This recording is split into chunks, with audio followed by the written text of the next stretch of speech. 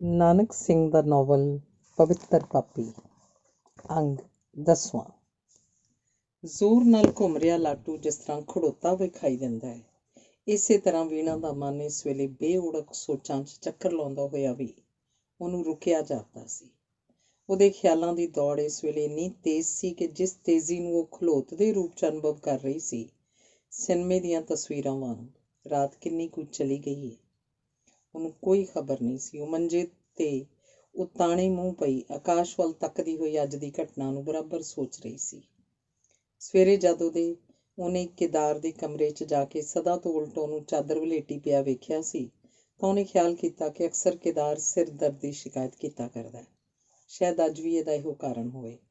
ਪਰ ਕੇਦਾਰ ਦੀਆਂ ਗੱਲਾਂ ਕਥਾ ਪੜ੍ਹਾਉਣ 'ਚ ਬੇਰੁਖੀ ਤੇ ਚਿਹਰੇ ਦੇ ਉਤਰਾਅ ਚੜ੍ਹਾਅ ਤੋਂ ਉਹਨੂੰ ਸ਼ੱਕ ਪਿਆ ਜਿਵੇਂ ਸਰੀਰ ਤੋਂ ਛੁੱਟ ਕੇਦਾਰ ਦੇ ਮਨ ਨੂੰ ਵੀ ਅੱਜ ਕਿਸੇ ਤਰ੍ਹਾਂ ਦੀ ਪੀੜ ਸਤਾ ਰਹੀ ਹੈ। ਉਹਨੇ ਚਾਹਿਆ ਕਿ ਕਿਸੇ ਤਰ੍ਹਾਂ ਕੇਦਾਰ ਆਪਣੇ ਦਿਲ ਦੀ ਘੁੰਡੀ ਉਸ ਅੱਗੇ ਖੋਲ੍ਹ ਦੇਵੇ, ਕੋਈ ਵੀ ਗੱਲ ਉਸ ਪਾਸੋਂ ਲੁਕਾ ਕੇ ਨਾ ਰੱਖੇ। ਪਰ ਜਿਉਂ ਹੀ ਕੇਦਾਰ ਨੇ ਉਸ ਉੱਤੇ ਕੁਝ ਅਜਿਹੇ ਪ੍ਰਸ਼ਨ ਕਰਨੇ ਸ਼ੁਰੂ ਕੀਤੇ ਜਿਨ੍ਹਾਂ ਦਾ ਇਸ਼ਾਰਾ ਵੀਣਾ ਦੇ ਵਿਆਹ ਵੱਲ ਸੀ, ਉਹ ਕੁਝ ਸ਼ਰਮਾ ਗਈ। ਤਾਂ ਵੀ ਉਹ ਇਹ ਸੋਚਣੋਂ ਨਾ ਰੁਕ ਸਕੀ ਕਿ ਕੇਦਾਰ ਨੇ ਇਹ ਪ੍ਰਸ਼ਨ ਉਸ ਉੱਤੇ ਕਿਉਂ ਕੀਤੇ ਹਨ ਤੇ ਫਿਰ ਕੁਝ ਕਹਿੰਦਾ ਕਹਿੰਦਾ ਉਹ ਰੁਕ ਕਿਉਂ ਗਿਆ। ਪਰ ਪੁੱਛਣ ਲਈ ਉਤਸੁਕ ਹੁੰਦੀ ਹੋਈ ਵੀ ਉਸ ਪਾਸੋਂ ਕੁਝ ਨਾ ਪੁੱਛ ਸਕੀ। ਜਦ ਕੇਦਾਰ ਉਹਨੂੰ ਚਾਹ ਲਈ ਕਹਿਣ ਤੋਂ ਬਾਅਦ ਕੰਮ ਤੇ ਜਾਣ ਨੂੰ ਤਿਆਰ ਹੋਇਆ ਤਾਂ ਵੀਣਾ ਦੀ ਇੱਕ ਵਾਰੀ ਫਿਰ ਸਲਾਹ ਹੋਈ ਕਿ ਉਹਦਾ ਅੰਦਰਲਾ ਫੋਲੇ। ਪਰ ਉਹਨੇ ਵੇਖਿਆ ਕੇਦਾਰ ਨੂੰ ਦੁਕਾਨ ਤੇ ਜਾਣ ਦੀ ਕਾਹਲੀ ਸੀ ਤੇ ਉਹਨੇ ਵੀ ਸਕੂਲ ਜਾਣਾ ਸੀ। ਇਹੋ ਸੋਚ ਕੇ ਉਹਨੇ ਇਸ ਮਾਮਲੇ ਨੂੰ ਕਿਸੇ ਹੋਰ ਵੇਲੇ ਲਈ ਛੱਡ ਦਿੱਤਾ ਤੇ ਮੁੜ ਰਸੋਈ 'ਚ ਜਾ ਕੇ ਕੇਦਾਰ ਲਈ ਚਾਹ ਬਣਾਉਣੀ ਸ਼ੁਰੂ ਕੀਤੀ। ਜਿੰਨਾ ਚਿਰ ਉਹ ਚੁੱਲ੍ਹੇ ਅੱਗੇ ਬੈਠੀ ਰਹੀ ਉਹਦੇ ਅੰਦਰ ਇਹੋ ਜਿਹੇ ਖਿਆਲ ਚੱਕਰ ਲਾਉਂਦੇ ਰਹੇ। ਅਖੀਰ ਵਿਦਿਆ ਹੱਥ ਉਹਨੇ ਚਾਹ ਪਾ ਕੇ ਭੇਜ ਦਿੱਤੀ ਤੇ ਜਦ ਵਿਦਿਆ ਨੇ ਉਹਨੂੰ ਆ ਕੇ ਦੱਸਿਆ ਕਿ ਕੇਦਾਰ ਬਿਨਾਂ ਚਾਹ ਪੀਤਿਆਂ ਹੀ ਚਲਾ ਗਿਆ ਤਾਂ ਉਹਦੀ ਹੈਰਾਨੀ ਹੋਰ ਵੱਧ ਗਈ। ਇਸ ਤੋਂ ਬਾਅਦ ਜਿਉਂ ਹੀ ਪਤੀਲੇ 'ਚ ਬਚੀ ਹੋਈ ਚਾਹ ਨੂੰ ਪਿਆਲੀ 'ਚ ਪਾ ਕੇ ਉਹਨੇ ਪਹਿਲਾ ਘੁੱਟ ਭਰਿਆ, ਉਹ ਹੱਕੀ ਬੱਕੀ ਰਹਿ ਗਈ। ਚਾਹ 'ਚ ਮਿੱਠਾ ਪਾਉਣਾ ਉਹਨੂੰ ਭੁੱਲ ਗਿਆ ਸੀ। ਉਹਨੂੰ ਸਮਝਣ 'ਚ ਚਿਰ ਨਾ ਲੱਗਾ ਕਿ ਕੇਦਾਰ ਇਸੇ ਕਰਕੇ ਚਾਹ ਵਿੱਚੇ ਛੱਡ ਗਿਆ। ਉਹ ਬੜੀ ਬੇਸਬਰੀ ਨਾਲ ਕੇਦਾਰ ਦੇ ਆਉਣ ਦੀ ਉਡੀਕ ਕਰਨ ਲੱਗੀ। ਇਸੇ ਉਡੀਕ ਨੇ ਉਹਨੂੰ ਅੱਜ ਸਕੂਲੋਂ ਵੀ ਗੈਰ ਹਾਜ਼ਰ ਰੱਖਿਆ। ਸਵੇਰ ਤੋਂ ਲੈ ਕੇ ਦੁਪਹਿਰਾਂ ਤੀਕ ਵੀਣਾ ਦਾ ਮਨ ਸਿਰਫ ਦੋ ਹੀ ਗੱਲਾਂ ਵਿੱਚ ਪਲਚਿਆ ਰਿਹਾ, ਕੇਦਾਰ ਬਾਬਤ ਤੇ ਜਾਂ ਸਹੁਰੇ ਘਰ ਬਾਬਤ। ਉਹਦੀ ਮਾਂ ਗੁਜਰ ਖਾਨ ਜਿਸ ਕੰਮ ਲਈ ਗਈ ਸੀ, ਇਸ ਕੰਮੋਂ ਵੀਣਾ ਨਾ ਸਿਰਫ ਜਾਣੂ ਸੀ ਬਲਕਿ ਉਹਨੂੰ ਆਪਣੇ ਭਵਿੱਖ ਜੀਵਨ ਦਾ ਇੱਕ ਸੁਨਹਿਰੀ ਸੁਪਨਾ ਵੀ ਇਹਦੇ ਪਿੱਛੇ ਲੁਕਿਆ ਹੋਇਆ ਮਹਿਸੂਸ ਹੋ ਰਿਹਾ ਸੀ। ਮਤੇ ਉਹ ਇਨਕਾਰ ਕਰ ਦੇਣ, ਜਿਉਂ ਹੀ ਇਹ ਛੋਟਾ ਜਿਹਾ ਪ੍ਰਸ਼ਨ ਵੀਣਾ ਦੇ ਅੰਦਰ ਉੱਠਦਾ, ਆਪਣਾ ਦਿਲ ਉਹਨੂੰ ਢਹਿੰਦਾ ਢਹਿੰਦਾ ਮਾਲੂਮ ਹੁੰਦਾ। ਪਰ ਜਦੋਂ ਹੀ ਮੁੜ ਉਹਨੂੰ ਅਹਿਸਾਸ ਹੁੰਦਾ ਕਿ ਇਨਕਾਰ ਦਾ ਕੋਈ ਕਾਰਨ ਨਹੀਂ, ਜਦ ਕਿ ਉਹਨਾਂ ਦੀ ਮੰਗ ਪੂਰੀ ਕਰਨ ਦੀ ਜ਼ਿੰਮੇਵਾਰੀ ਕੇਦਾਰ ਨੇ ਆਪਣੇ ਸਿਰ ਲੈ ਲਈ ਹੈ, ਤਾਂ ਉਹ ਆਪਣੇ ਆਪ ਨੂੰ ਕਿਸੇ ਨਵ ਉਤਸ਼ਾਹੀ ਵੇਗ ਦੇ ਆਕਾਸ਼ ਵਿੱਚ ਉੱਡਦੀ ਉੱਡਦੀ ਮਹਿਸੂਸ ਕਰਦੀ। ਚੰਨੋ ਦੀਆਂ ਦਰਸਾਈਆਂ ਹੋਈਆਂ ਉਹ ਸਾਰੀਆਂ ਕਲਪਿਤ ਤਸਵੀਰਾਂ ਉਹਦੀਆਂ ਅੱਖਾਂ ਅੱਗੇ ਫਿਰਨ ਲੱਗਦੀਆਂ। ਉਹ ਬੜਾ ਸੋਹਣਾ ਹੈ, ਬੜਾ ਚੰਗਾ ਗਾਉਂਦਾ ਹੈ, ਉਹਨਾਂ ਦੇ ਖੂਹ ਬਾਗ ਹਵੇਲੀਆਂ। ਕੇਦਾਰ ਇੰਨਾ ਰੁਪਇਆ ਕਿੱਥੋਂ ਲੱਭੇਗਾ? ਇਸ ਪ੍ਰਸ਼ਨ ਨੇ ਵਿੱਚ ਕਈ ਵਾਰੀ ਉਹਨੂੰ ਉਲਝਣ ਜਿਹੀ 'ਚ ਪਾਇਆ। ਪਰ ਇਹ ਸੋਚ ਕੇ ਕਿ ਉਹ ਜ਼ਰੂਰ ਕਰ ਲਏਗਾ, ਤਸੱਲੀ ਜੋ ਦਿੱਤੀ ਸੂ, ਆਪਣੇ ਆਪ ਹੀ ਉਹਦੀ ਉਲਝਣ ਸੁਲਝ ਜਾਂਦੀ ਤੇ ਇਹਦੇ ਨਾਲ ਹੀ ਆਪਣੇ ਉਪਕਾਰੀ ਤੇ ਮਿੱਠੇ ਕੇਦਾਰ ਦੇ ਪਿਆਰ 'ਚ ਉਹਦਾ ਸਾਰਾ ਮਨ ਗੁੜੂੰਦ ਹੋ ਜਾਂਦਾ। ਦੁਪਹਿਰ ਦੀ ਰੋਟੀ ਦਾ ਵਕਤ ਬੀਤ ਜਾਣ ਤੇ ਵੀ ਜਦ ਕੇਦਾਰ ਨਾ ਮੁੜਿਆ ਤਾਂ ਵੀਣਾ ਸੋਚਣ ਲੱਗੀ ਮਤੇ ਜ਼ਿਆਦਾ ਬਿਮਾਰ ਹੋ ਗਿਆ ਹੋਵੇ। ਭੈਣਾਂ ਭਰਾਵਾਂ ਨੂੰ ਰੋਟੀ ਖਵਾ ਕੇ ਤੇ ਚੌਂਕਾ ਭਾਂਡਾ ਸਾਂਭ ਕੇ ਉਹ ਵਿਹਲੀ ਹੋ ਗਈ ਤੇ ਉਸੇ ਤਰ੍ਹਾਂ ਸਵੇਰ ਦੀ ਭੁੱਖੀ ਭਾਣੀ ਜਾ ਕੇ ਲੰਮੀ ਪੈ ਗਈ। ਕਈ ਵਾਰੀ ਉਹਨੇ ਆਪ ਜਾ ਕੇ ਵੇਖਿਆ ਤੇ ਕਈ ਵਾਰੀ ਮੁੰਡੇ ਕੁੜੀ ਨੂੰ ਭੇਜਿਆ, ਪਰ ਹਰ ਵਾਰ ਕੇਦਾਰ ਦਾ ਕੁੰਡਾ ਵੱਜਾ ਹੋਇਆ ਹੁੰਦਾ। ਉਹਨੇ ਵਿਦਿਆ ਨੂੰ ਕਹਿ ਛੱਡਿਆ ਸੀ ਕਿ ਬਾਹਰ ਟਾਹਲੀ ਹੇਠ ਬੈਠ ਕੇ ਕੇਦਾਰ ਦੇ ਆਉਣ ਦਾ ਧਿਆਨ ਰੱਖੇ। ਅਖੀਰ ਚੋਖੀ ਉਡੀਕ ਤੋਂ ਬਾਅਦ ਉਹਨੂੰ ਵਿਦਿਆ ਤੋਂ ਪਾਸੋਂ ਪਤਾ ਲੱਗਾ ਕਿ ਕੇਦਾਰ ਆਇਆ ਸੀ ਤੇ ਪੁੱਛ ਕੇ ਬੂਹੇ ਅੱਗੋਂ ਹੀ ਮੁੜ ਗਿਆ। ਵੀਣਾ ਨੇ ਉੱਠ ਕੇ ਝਟਪਟ ਕੱਪੜੇ ਬਦਲੇ, ਕੰਘੀ ਵਾਹੀ ਤੇ ਬਾਹਰ ਨਿਕਲ ਕੇ ਕੇਦਾਰ ਦੇ ਘਰ ਵੱਲ ਤੁਰ ਪਈ। ਅੰਦਰੋਂ ਬੂਹਾ ਬੰਦ ਵੇਖ ਕੇ ਪਹਿਲਾਂ ਉਹਨੇ ਖੜਾਕ ਕੀਤਾ, ਫਿਰ ਆਵਾਜ਼ਾਂ ਦਿੱਤੀਆਂ, ਪਰ ਉਹਦੇ ਉੱਤਰ ਵਿੱਚ ਵੀਣਾ ਨੇ ਜੋ ਕੁਝ ਸੁਣਿਆ ਇਹ ਉਹਦੀ ਆਸ ਉਮੀਦ ਤੋਂ ਉੱਕਾ ਹੀ ਉਲਟ ਸੀ। ਇੰਨੀ ਕੜਕਵੀਂ ਆਵਾਜ਼ ਤੇ ਇੰਨੀ ਨਿਰਾਦਰ ਭਰਪੂਰ, ਉਹਨੂੰ ਆਪਣੇ ਕੰਨਾਂ ਉੱਤੇ ਇਤਬਾਰ ਕਰਨਾ ਔਖਾ ਹੋ ਗਿਆ। ਵੀਣਾ ਦਾ ਦਿਲ ਜਿੰਨਾ ਕੋਮਲ ਸੀ ਓਨੀ ਕਰੜੀ ਸੱਟ ਉੱਤੇ ਵੱਜੀ। ਉਹ ਘਬਰਾ ਉੱਠੀ। ਯਕੀਨ ਕਰਨ ਲਈ ਕਿ ਇਹ ਆਵਾਜ਼ ਕੀ ਸੱਚਮੁੱਚ ਕੇਦਾਰ ਦੀ ਹੈ, ਵੀਣਾ ਨੇ ਇੱਕ ਦੋ ਵਾਰ ਫਿਰ ਆਵਾਜ਼ਾਂ ਦਿੱਤੀਆਂ, ਪਰ ਜਦੋਂ ਫਿਰ ਵੀ ਅੰਦਰੋਂ ਉਸੇ ਸੁਰ ਤਾਲ 'ਚ ਜਵਾਬ ਮਿਲਿਆ ਤਾਂ ਵੀਣਾ ਉੱਥੇ ਖੜੀ ਨਾ ਰਹਿ ਸਕੀ। ਇੱਕ ਵਾਰ ਉਹਦੇ ਦਿਲ 'ਚ ਆਇਆ ਕਿ ਉਹ ਗਿੜਗਿੜਾ ਕੇ ਤਰਲੇ ਭਰੀ ਆਵਾਜ਼ 'ਚ ਕੇਦਾਰ ਪਾਸੋਂ ਇਸ ਕ੍ਰੋਧ ਦਾ ਕਾਰਨ ਪੁੱਛੇ। ਨਾਲ ਹੀ ਉਹ ਆਪਣੀ ਨਿਰਦੋਸ਼ਤਾ ਦਾ ਹਰ ਇੱਕ ਸਬੂਤ ਪੇਸ਼ ਕਰੇ। ਪਰ ਝੱਟ ਹੀ ਉਹਦਾ ਸਵੈਮਾਨ ਪੁਕਾਰਿਆ, ਇਹ ਕੌਣ ਹੈ ਮੇਰਾ ਅਪਮਾਨ ਕਰਨ ਵਾਲਾ? ਕੀ ਮੈਂ ਛੋਟੀ ਜਿਹੀ ਬਾਲੜੀ ਸਾਂ ਜੋ ਇਹਨੇ ਮੈਨੂੰ ਇਸ ਤਰ੍ਹਾਂ ਝਿੜਕ ਸੁੱਟਿਆ? ਮੈਂ ਛੋਟੀ ਜਿਹੀ ਬਾਲੜੀ ਜੋ ਇਹਨੇ ਮੈਨੂੰ ਇਸ ਤਰ੍ਹਾਂ ਝਿੜਕ ਸੁੱਟਿਆ। ਮੈਂ ਕਿਉਂ ਇਸ ਅੱਗੇ ਰਹਿਮ ਦੀ ਅਪੀਲ ਕਰਾਂ ਤੇ ਫਿਰ ਕਿਹੜੇ ਕਸੂਰ ਬਦਲੇ? ਇਹ ਸੋਚਦੀ ਹੋਈ ਵੀਣਾ ਪਿਛਾਂਹ ਮੁੜ ਗਈ ਤੇ ਉਵੇਂ ਹੀ ਘਰ ਅੰਦਰ ਜਾ ਕੇ ਮੰਜੇ ਤੇ ਮੂੰਹ ਭਾਰ ਲੇਟ ਗਈ। ਕਿੰਨਾ ਚਿਰ ਅਥਰੂਆਂ ਨਾਲ ਸਿਰਹਾਣਾ ਭਿਉਂਦੀ ਰਹੀ, ਉਹਨੂੰ ਕੁਝ ਪਤਾ ਨਹੀਂ ਸੀ। ਪੀੜ ਪਹੁੰਚਾਉਣ ਵਾਲੀ ਚੀਜ਼ ਵਿੱਚ ਸਭ ਤੋਂ ਮਾਰੂ ਤੇ ਅਸਹਿ ਚੀਜ਼ ਅਪਮਾਨ ਹੈ, ਖਾਸ ਕਰਕੇ ਉਸ ਦਿਲ ਦਾ ਅਪਮਾਨ ਜਿਹੜਾ ਕਿਸੇ ਪਿਆਰ ਸਾਗਰ ਵਿੱਚ ਤਰ ਰਿਹਾ ਹੋਵੇ। ਵੀਣਾ ਦੇ ਹਟਕੋਰਿਆਂ 'ਚ ਮੁੜ ਮੁੜ ਇਹੋ ਪ੍ਰਸ਼ਨ ਉੱਠਦਾ, ਉਹਨੇ ਮੈਨੂੰ ਕਿਉਂ ਦੁਰਕਾਰਿਆ? ਮੈਂ ਉਹਦਾ ਕੀ ਵਿਗਾੜਿਆ ਸੀ? ਤੇ ਇਹਦੇ ਨਾਲ ਹੀ ਉਹਦੇ ਅੰਦਰ ਇੱਕ ਹੋਰ ਸੋਚ ਉੱਠਦੀ, ਕਿਤੇ ਉਹਦਾ ਦਿਮਾਗ ਤੇ ਖਰਾਬ ਨਹੀਂ ਹੋ ਗਿਆ? ਮਤ ਉਹ ਬੇਹੋਸ਼ੀ ਜਾਂ ਅੱਧਹੋਸ਼ੀ ਦੀ ਹਾਲਤ ਵਿੱਚ ਬੜਬੜਾਇਆ ਹੋਵੇ, ਮਤੇ ਉਹਨੂੰ ਸਖਤ ਕਿਸਮ ਦਾ ਬੁਖਾਰ ਜਾਂ ਸਰਸਾਮ ਹੋ ਗਿਆ ਹੋਵੇ। ਨਹੀਂ ਤੇ ਭਲਾ ਕਿਦਾਰ ਕੀ ਆਖ ਤੇ ਇੰਨਾ ਗੁੱਸਾ ਕੀ ਆਖ? ਉਹਦੇ ਮੱਥੇ ਤੇ ਤਾਂ ਕਦੀ ਵੱਟ ਤੱਕ ਨਹੀਂ ਸੀ ਵੇਖਿਆ। ਜ਼ਰੂਰ ਕੋਈ ਖਾਸ ਗੱਲ ਹੈ, ਨਹੀਂ ਤੇ ਉਹ ਇਹਨਾਂ ਵਿਚਾਰਾਂ ਨੂੰ ਅਧੂਰੇ ਹੀ ਛੱਡ ਕੇ ਇੱਕ ਵਾਰੀ ਫੇਰ ਮੰਜੇ ਤੋਂ ਉੱਠੀ। ਨਿਰਾਦਰ ਦਾ ਜਿਹੜਾ ਚੰਗਿਆੜਾ ਉਹਦੇ ਅੰਦਰ ਮੱਘ ਰਿਹਾ ਸੀ ਆਪਣੇ ਆਪ ਠੰਡਾ ਹੋ ਗਿਆ। ਬਾਹਰ ਜਾ ਕੇ ਉਹਨੇ ਬਸੰਤ ਨੂੰ ਸੱਦਿਆ ਤੇ ਪਤਾ ਕਰਨ ਲਈ ਕਿਦਾਰ ਦਾ ਬੂਹਾ ਖੁੱਲ੍ਹਾ ਹੈ ਕਿ ਬੰਦ। ਉਹਨੂੰ ਕਿਦਾਰ ਦੇ ਘਰ ਵੱਲ ਭੇਜਿਆ। ਬਸੰਤ ਨੇ ਆ ਕੇ ਦੱਸਿਆ, ਬੂਹਾ ਅੰਦਰੋਂ ਬੰਦ ਹੈ। ਮੈਂ ਆਵਾਜ਼ਾਂ ਮਾਰੀਆਂ, ਬੂਹਾ ਵੀ ਖੜਕਾਇਆ, ਪਰ ਅੰਦਰੋਂ ਕੋਈ ਜਵਾਬ ਨਹੀਂ ਮਿਲਿਆ, ਭਾਵੇਂ ਬੇਹੋਸ਼ ਹੀ ਪਿਆ ਹੋਵੇ। ਇਹ ਸੋਚਦੀ ਹੋਈ ਵੀਣਾ ਆਪ ਉਹਦੇ ਘਰ ਵੱਲ ਤੁਰ ਪਈ। ਪਰ ਕਿਦਾਰ ਦੇ ਘਰ ਲਾਗੇ ਖੜੀਆਂ 2-3 ਜਨਾਨੀਆਂ ਨੂੰ ਆਪੋ 'ਚ ਗੱਲਾਂ ਕਰਦੀਆਂ ਵੇਖ ਕੇ ਵੀਣਾ ਅਗਾਂਹ ਨਾ ਜਾ ਸਕੀ। ਉਹ ਸੋਚਣ ਲੱਗੀ, ਆਂਢੀ ਗੁਆਂਢੀ ਕੀ ਕਹਿੰਦੇ ਹੋਣਗੇ? ਮਾਂ ਘਰ ਨਹੀਂ ਸੂ ਤੇ ਘੜੀ ਮੁੜੀ ਉਹਦਾ ਬੂਹਾ ਭੰਨਣ ਤੇ ਸੰਗ ਪਾੜਨ ਲਈ। ਉਹ ਫਿਰ ਪਿਛਾਂਹ ਮੁੜ ਪਈ। ਸ਼ਾਮ ਨੂੰ ਵੀਣਾ ਨੇ ਕੁਝ ਨਹੀਂ ਖਾਧਾ। ਸੰਧਿਆ ਪੈ ਗਈ। ਫਿਰ ਰਾਤ ਦੇ ਤੋਂ ਬਾਅਦ ਸੋਤਾ। ਵੀਣਾ ਨੇ ਕੋਠੇ ਜਾ ਕੇ ਦੋਵਾਂ ਮੰਜਿਆਂ ਤੇ ਵਿਛਾਈਆਂ ਕੀਤੀਆਂ। ਇੱਕ ਉੱਤੇ ਉਹਨੇ ਭੈਣ ਭਰਾ ਨੂੰ ਸੁਆ ਦਿੱਤਾ ਤੇ ਦੂਜੇ ਤੇ ਆਪ ਲੰਮੀ ਪੈ ਗਈ। ਪਰ ਅੱਜ ਉਹਦੀਆਂ ਅੱਖਾਂ ਵਿੱਚ ਨੀਂਦਰ ਦਾ ਨਾਂ ਨਿਸ਼ਾਨ ਨਹੀਂ ਸੀ। ਅੱਗੇ ਮੰਜੀ ਤੇ ਪੈਂਦੀ ਉਹ ਸੌਂ ਜਾਇਆ ਕਰਦੀ ਸੀ। ਇੱਕ ਗਰਮੀ ਦੀ ਰੁੱਤ, ਦੂਜਾ ਅੱਜ ਹਵਾ ਬਿਲਕੁਲ ਬੰਦ ਸੀ। ਪਲ ਪਲ ਪਿੱਛੋਂ ਸੋਚਦੀ, ਕਿਸ ਤਰ੍ਹਾਂ ਐਡੀ ਹੁੱਸੜ ਵਿੱਚ ਅੰਦਰ ਵੜ ਕੇ ਸੁੱਤਾ ਹੋਇਆ, ਮਤੇ ਕਿਤੇ ਅਜਿਹਾ ਨਾ ਹੋਵੇ ਕਿ ਤੇ ਸੋਚ ਕੇ ਫਲ ਰੂਪ ਭੁੜਕ ਕੇ ਮੰਜੇ ਤੋਂ ਹੇਠਾਂ ਉਤਰ ਖਲੋਤੀ ਤੇ ਉਹਦੇ ਪੈਰ ਬਦੋ-ਬਦੀ ਪੌੜੀਆਂ ਵੱਲ ਹੋ ਤੁਰੇ। ਪਰ 2-4 ਪੌੜੀਆਂ ਉਤਰਨ ਤੋਂ ਬਾਅਦ ਮੁੜੋ ਖਿਆਲ ਉਹਨੂੰ ਮੋੜ ਲਿਆਉਂਦਾ, ਉਹ ਕੋਈ ਕੀ ਕਹੇਗਾ? ਰਾਤ ਦੇ ਇਸ ਘੁੱਪ ਹਨੇਰੇ 'ਚ ਤੇ ਉਹ ਫਿਰ ਮੰਜੇ ਤੇ ਆ ਲੰਮੀ ਪਈ। ਆਕਾਸ਼ੀ ਝਿਲਮਿਲ ਕਰਦੇ ਤਾਰਿਆਂ ਉੱਤੇ ਨਜ਼ਰ ਗੱਡੀ ਵੀਣਾ ਉਤਾਣੇ ਮੂੰਹ ਲੇਟੀ ਸੀ। ਧੁੰਦਲੀ ਦੇ ਉਗੜ ਦੁਗੜੀ ਤਾਰਿਆਂ ਦੀ ਸੜਕ ਤੋਂ ਜਿਹਦਾ ਛੇਕੜਲਾ ਸਿਰਾ ਫੈਲਦਾ ਫੈਲਦਾ ਅਖੀਰ ਤਾਰਿਆਂ ਦੀ ਭੀੜ 'ਚ ਹੀ ਗੁੰਮ ਹੋ ਗਿਆ ਸੀ। ਵੀਣਾ ਦੀਆਂ ਅੱਖਾਂ ਟਿਕੀਆਂ ਹੋਈਆਂ ਸਨ ਤੇ ਉਹ ਬਰਾਬਰ ਪੜਚੋਲ ਕਰ ਰਹੀ ਸੀ। ਇਹ ਇੰਨੇ ਬੇਸ਼ੁਮਾਰ ਤਾਰੇ ਕਿਸ ਤਰ੍ਹਾਂ ਆਕਾਸ਼ ਵਿੱਚ ਸਮਾਏ ਹੋਏ ਨੇ ਤੇ ਲੰਮੀ ਚੌੜੀ ਸੜਕ ਕਿੱਧਰ ਨੂੰ ਜਾਂਦੀ ਹੈ? ਇਸ ਵੇਲੇ ਉਹਦੇ ਕੰਨਾਂ 'ਚ ਗੱਡੀ ਦੇ ਚੀਕ ਮਾਰਨ ਦੀ ਆਵਾਜ਼ ਪਈ। ਸੋਚਣ ਲੱਗੀ, ਬੇਜੀ ਇਸ ਵੇਲੇ ਕਿੱਥੇ ਹੋਣਗੇ? ਸ਼ਾਇਦ ਉਹਨਾਂ ਦੇ ਘਰ। ਨਹੀਂ, ਉਹਨਾਂ ਦੇ ਘਰ ਉਹ ਕਿਵੇਂ ਸੌਂ ਸਕਦੀ ਹੈ? ਕੱਚਾ ਕੁਆਰਾ ਸਾਕ ਕਦੀ ਹੋ ਸਕਦਾ? ਉਹ ਜ਼ਰੂਰ ਕਿਸੇ ਹੋਰ ਰਿਸ਼ਤੇਦਾਰ ਦੇ ਘਰ ਚਲੀ ਗਈ ਹੋਏਗੀ। ਮੇਰੇ ਤਾਏ ਦੇ ਪੁੱਤਰ ਵੀ ਤਾਂ ਉਸੇ ਸ਼ਹਿਰ ਰਹਿੰਦੇ ਨੇ, ਜ਼ਰੂਰ ਉਹਨਾਂ ਦੇ ਘਰ ਚਲੀ ਗਈ ਹੋਏਗੀ। ਕੁੜਮਾਂ ਦੇ ਘਰ ਭਲਾ ਕਿੱਕਣ ਸੌਂ ਸਕਦੀ ਸੀ? ਪਰ ਉਹ ਗਈ ਕਿਉਂ ਉਹਨਾਂ ਦੇ ਘਰ? ਕੀ ਰਹਿਮ ਦੀ ਦਰਖਾਸਤ ਕਰਨ ਲਈ? ਕੀ ਇਹ ਬੇਨਤੀ ਕਰਨ ਲਈ ਕਿ ਉਹ ਜ਼ਰੂਰ ਉਹਦੀ ਧੀ ਨੂੰ ਕਬੂਲ ਕਰ ਲੈਣ? ਉਫ, ਕੀ ਲੋੜ ਪਈ ਸੀ ਉਹਨੂੰ ਇੰਨਾ ਜ਼ਲੀਲ ਹੋਣ ਦੀ? ਆਪਣੀ ਅਣਖ ਗੁਆ ਕੇ ਆਪਣਾ ਸਵੈਮਾਨ ਰੋਲ ਕੇ ਜੇ ਉਹਨੇ ਉਹਨਾਂ ਨੂੰ ਰਾਜ਼ੀ ਕਰ ਵੀ ਲਿਆ ਤਾਂ ਕਿਹੜੀ ਬਹਾਦਰੀ ਹੋਈ? ਕੀ ਲਿਖਿਆ ਸੀ ਉਹਨਾਂ ਦੇ ਖੱਤ 'ਚ?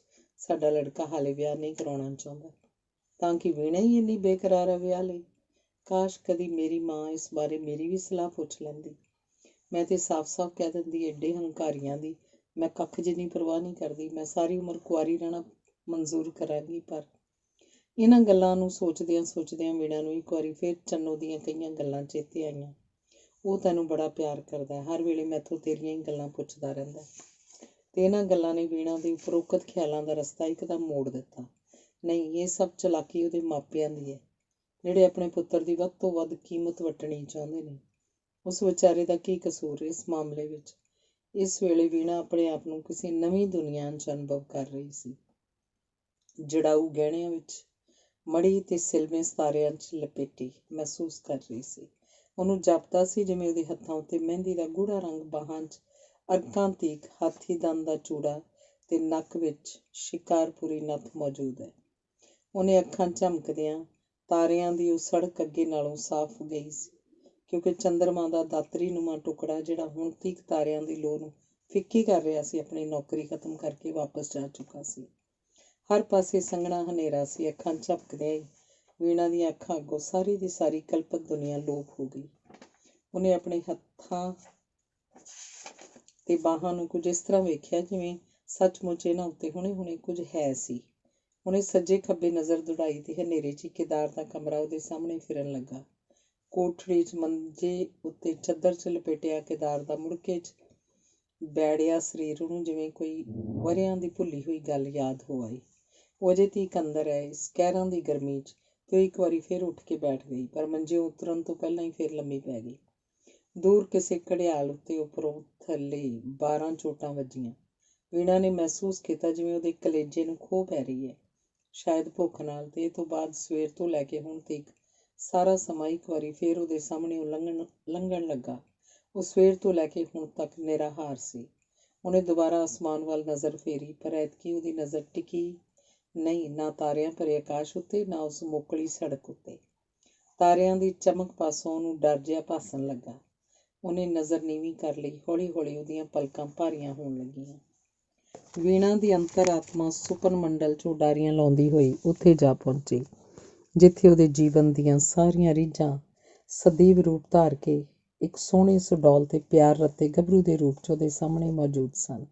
ਸ਼ਾਇਦ ਇਹ ਦੁਨੀਆ ਸੀ ਜਿਹੜੀ ਕੁਆਰਪਨ ਤੇ ਵਿਆਹ ਜੀਵਨ ਦੀ ਸਰਹੱਦ ਉੱਤੇ ਵਰਤਮਾਨ ਹੁੰਦੀ ਹੈ, ਜਿਹਨੂੰ ਸੁਹਾਗ-ਰਾਤ ਦੇ ਨਾਂ ਨਾਲ ਪੁਕਾਰਿਆ ਜਾਂਦਾ। ਵੀਣਾ ਦੀਆਂ ਬਾਹਾਂ 'ਚ ਦੰਦ-ਖੰਡ ਦਾ ਗੂੜ੍ਹਾ ਰੰਗ, ਉਹਦੇ ਸਾਹਮਣੇ ਵੰਨ-ਸੁਵੰਨੀਆਂ ਮਠਿਆਈਆਂ, ਸੁਆਦਲੇ ਖਾਣਿਆਂ ਦਾ ਭਰਪੂਰ ਥਾਲ ਪਰੋਸਿਆ ਹੈ, ਤੇ ਮਨ ਭਾਉਂਦੀਆਂ ਚੀਜ਼ਾਂ ਨੂੰ ਬੜੇ ਸੁਆਦ ਨਾਲ ਖਾ ਰਹੀ ਹੈ, ਨਾਲ ਕਿਸੇ ਨੂੰ ਖੁਆ ਰਹੀ ਹੈ।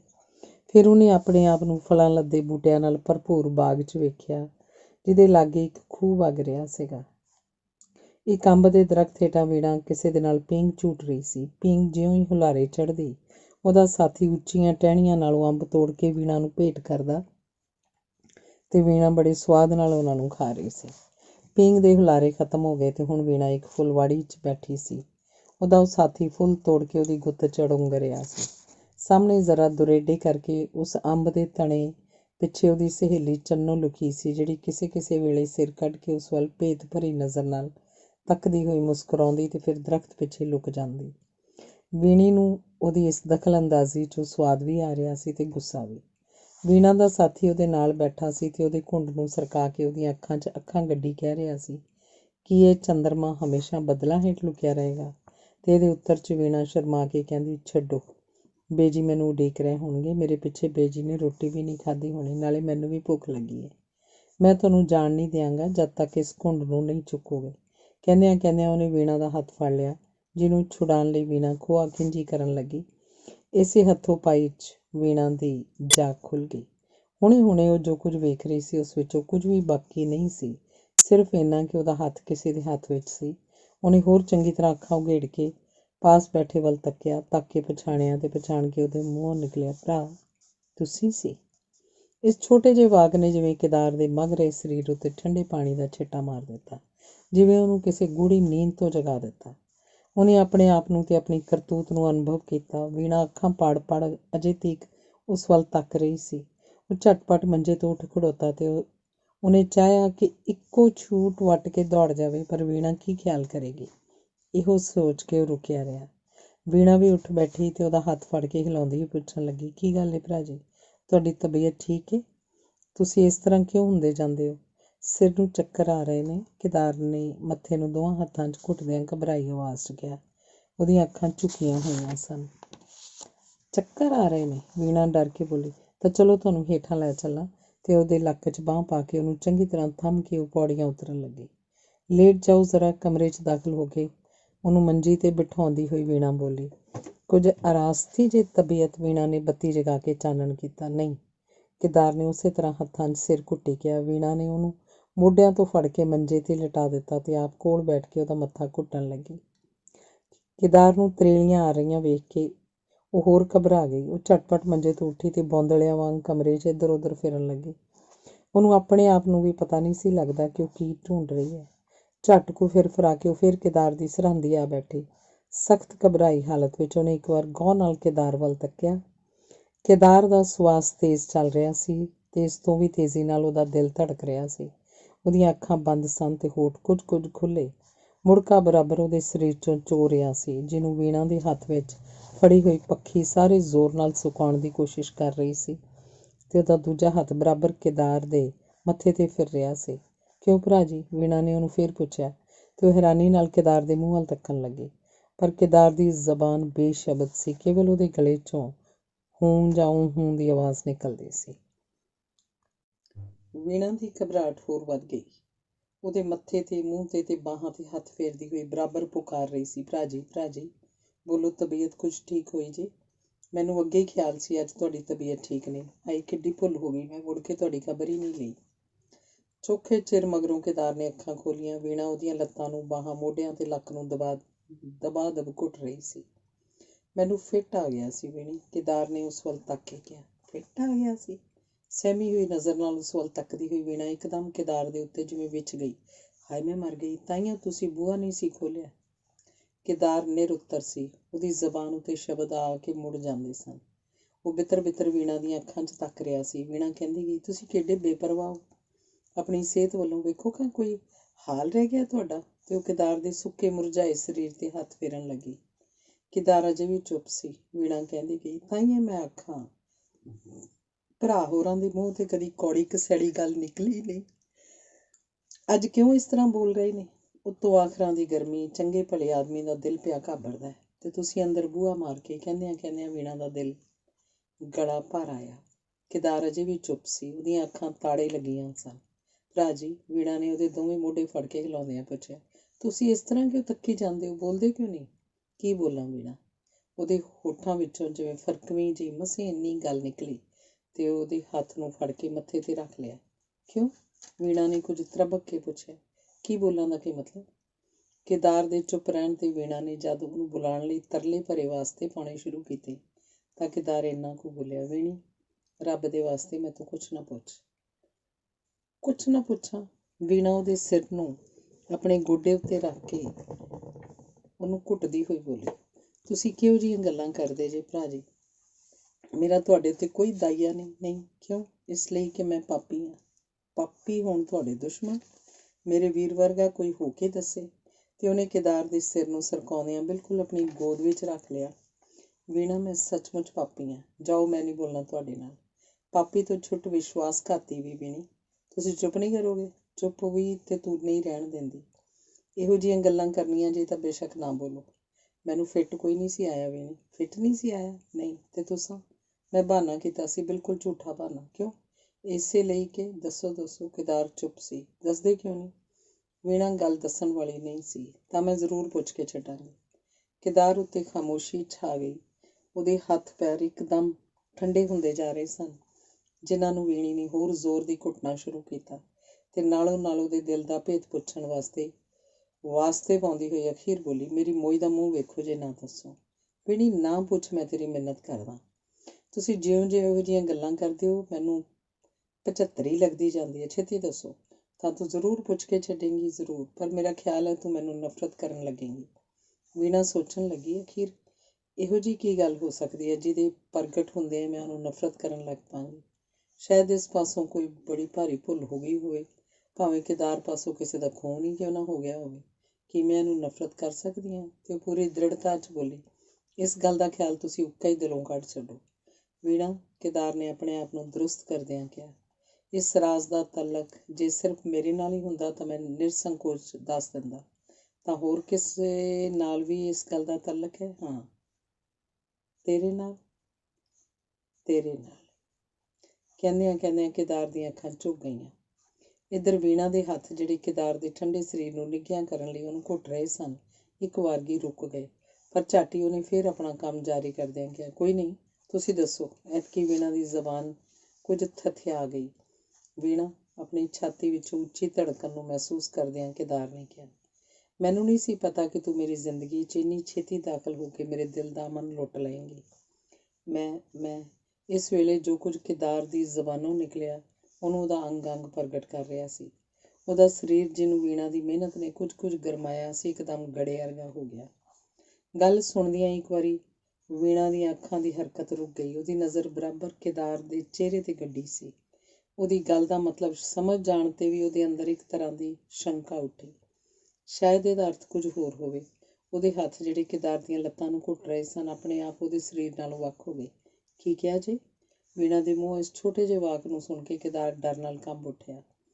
ਪਰ ਗੱਲਬਾਤ ਕਰਨ ਦਾ ਸਿਲਸਿਲਾ ਹੁਣ ਆਪਣੇ ਆਪ ਹੀ ਐਸੀ ਥਾਂ ਤੇ ਜਾ ਪੁੱਜਾ ਸੀ ਜਿਹਦੀ ਛੇਕੜਲੀ ਹੱਦ ਨੂੰ ਛੋਏ ਬਿਨਾਂ ਪਿੱਛੇ ਮੁੜਨਾ ਕੇਦਾਰ ਲਈ ਮੁਸ਼ਕਿਲ ਸੀ। ਉਹਨੇ ਆਪਣੀ ਖਿੱਚੀਂਦੀ ਜਾਂਦੀ ਜ਼ਬਾਨ ਨੂੰ ਹਿਲਾ ਕੇ ਇੰਨਾ ਹੋਰ ਮੂੰਹੋਂ ਕੱਢਿਆ, ਵੀਣੀ, ਇਸ ਕਰਕੇ ਮੈਂ ਤੈਨੂੰ ਕਹਿੰਦਾ ਸੀ ਇਹ ਗੱਲ ਨਾ ਪੁੱਛ, ਪਰ ਜਦ ਹੁਣ ਤੂੰ ਮਜਬੂਰ ਕੀਤਾ ਹੈ ਤੇ ਮੈਂ ਦੱਸਣ ਲਈ ਤਿਆਰ ਹੋ ਗਿਆ ਤਾਂ ਗੱਲ ਨੂੰ ਅਧੂਰੀ ਨਹੀਂ ਛੱਡਾਂਗਾ। ਵੀਣੀ, ਇਸ ਕੰਨੋਂ ਸੁਣ ਭਾਵੇਂ ਉਸ ਕੰਨੋਂ, ਤੇਰੇ ਪਿਆਰ ਨੇ ਮੈਨੂੰ ਜਿੱਥੇ ਲਿਜਾ ਸੁੱਟਿਆ ਉੱਥੇ ਦੋ ਹੀ ਚੀਜ਼ਾਂ ਮੈਨੂੰ ਬਚਾ ਸਕਦੀਆਂ।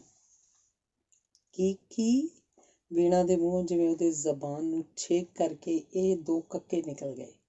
ਉਹਨੇ ਕੇਦਾਰ ਦੇ ਨਾਲ ਜੁੜੇ ਹੋਏ ਆਪਣੇ ਸਰੀਰ ਨੂੰ ਕੁਝ ਉਰੇ ਕਰ ਲਿਆ। ਜਾਂ ਮੌਤ ਤੇ ਜਾਂ ਵੀਣਾ ਘਬਰਾ ਉੱਠੀ। ਜਾਂ ਵੀਣਾ ਤੂੰ ਹੈ?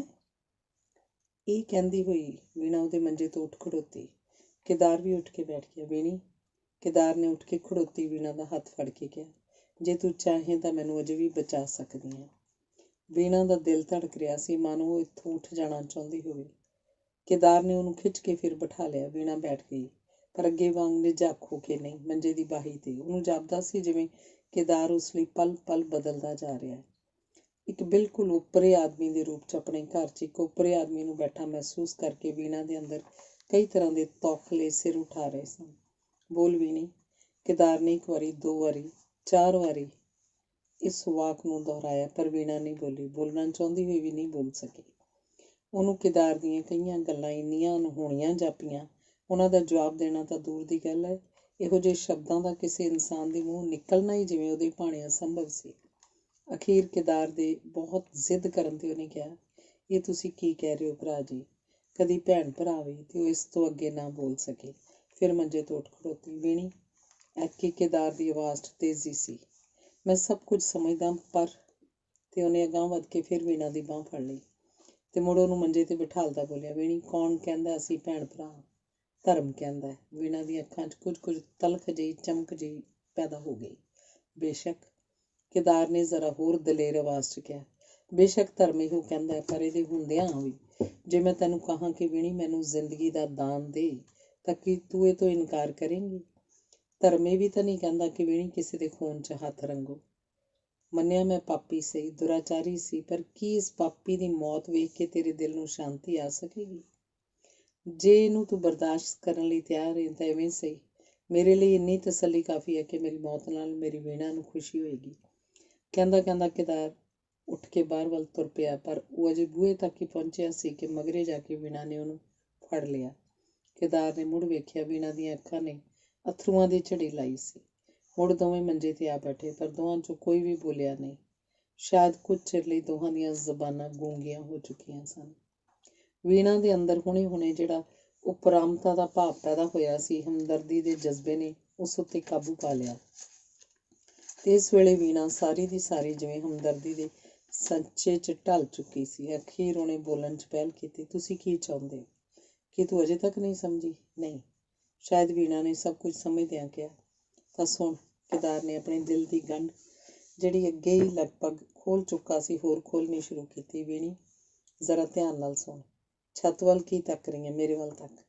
ਮੇਰੇ ਅੰਦਰ ਪਿਆਰ ਦੀ ਬੜੀ ਭੁੱਖ ਹੈ। ਮੈਨੂੰ ਆਪਣੀ ਮਾਂ ਪਾਸੋਂ ਰੱਜਵਾਂ ਪਿਆਰ ਮਿਲਿਆ ਸੀ, ਪਰ ਉਮਰ ਨੇ ਉਹਦਾ ਸਾਥ ਨਾ ਦਿੱਤਾ। ਇਹ ਤੋਂ ਬਾਅਦ ਬੇਜੀ ਨੇ ਮੇਰੀ ਇਹ ਘਾਟ ਪੂਰੀ ਕੀਤੀ, ਪਰ ਜਿਹੜਾ ਪਿਆਰ ਮੈਨੂੰ ਤੂੰ ਦਿੱਤਾ ਹੈ, ਇਹਨੇ ਮੇਰੀ ਜ਼ਿੰਦਗੀ ਦਾ ਢਾਂਚਾ ਇੱਕਦਮ ਬਦਲ ਦਿੱਤਾ।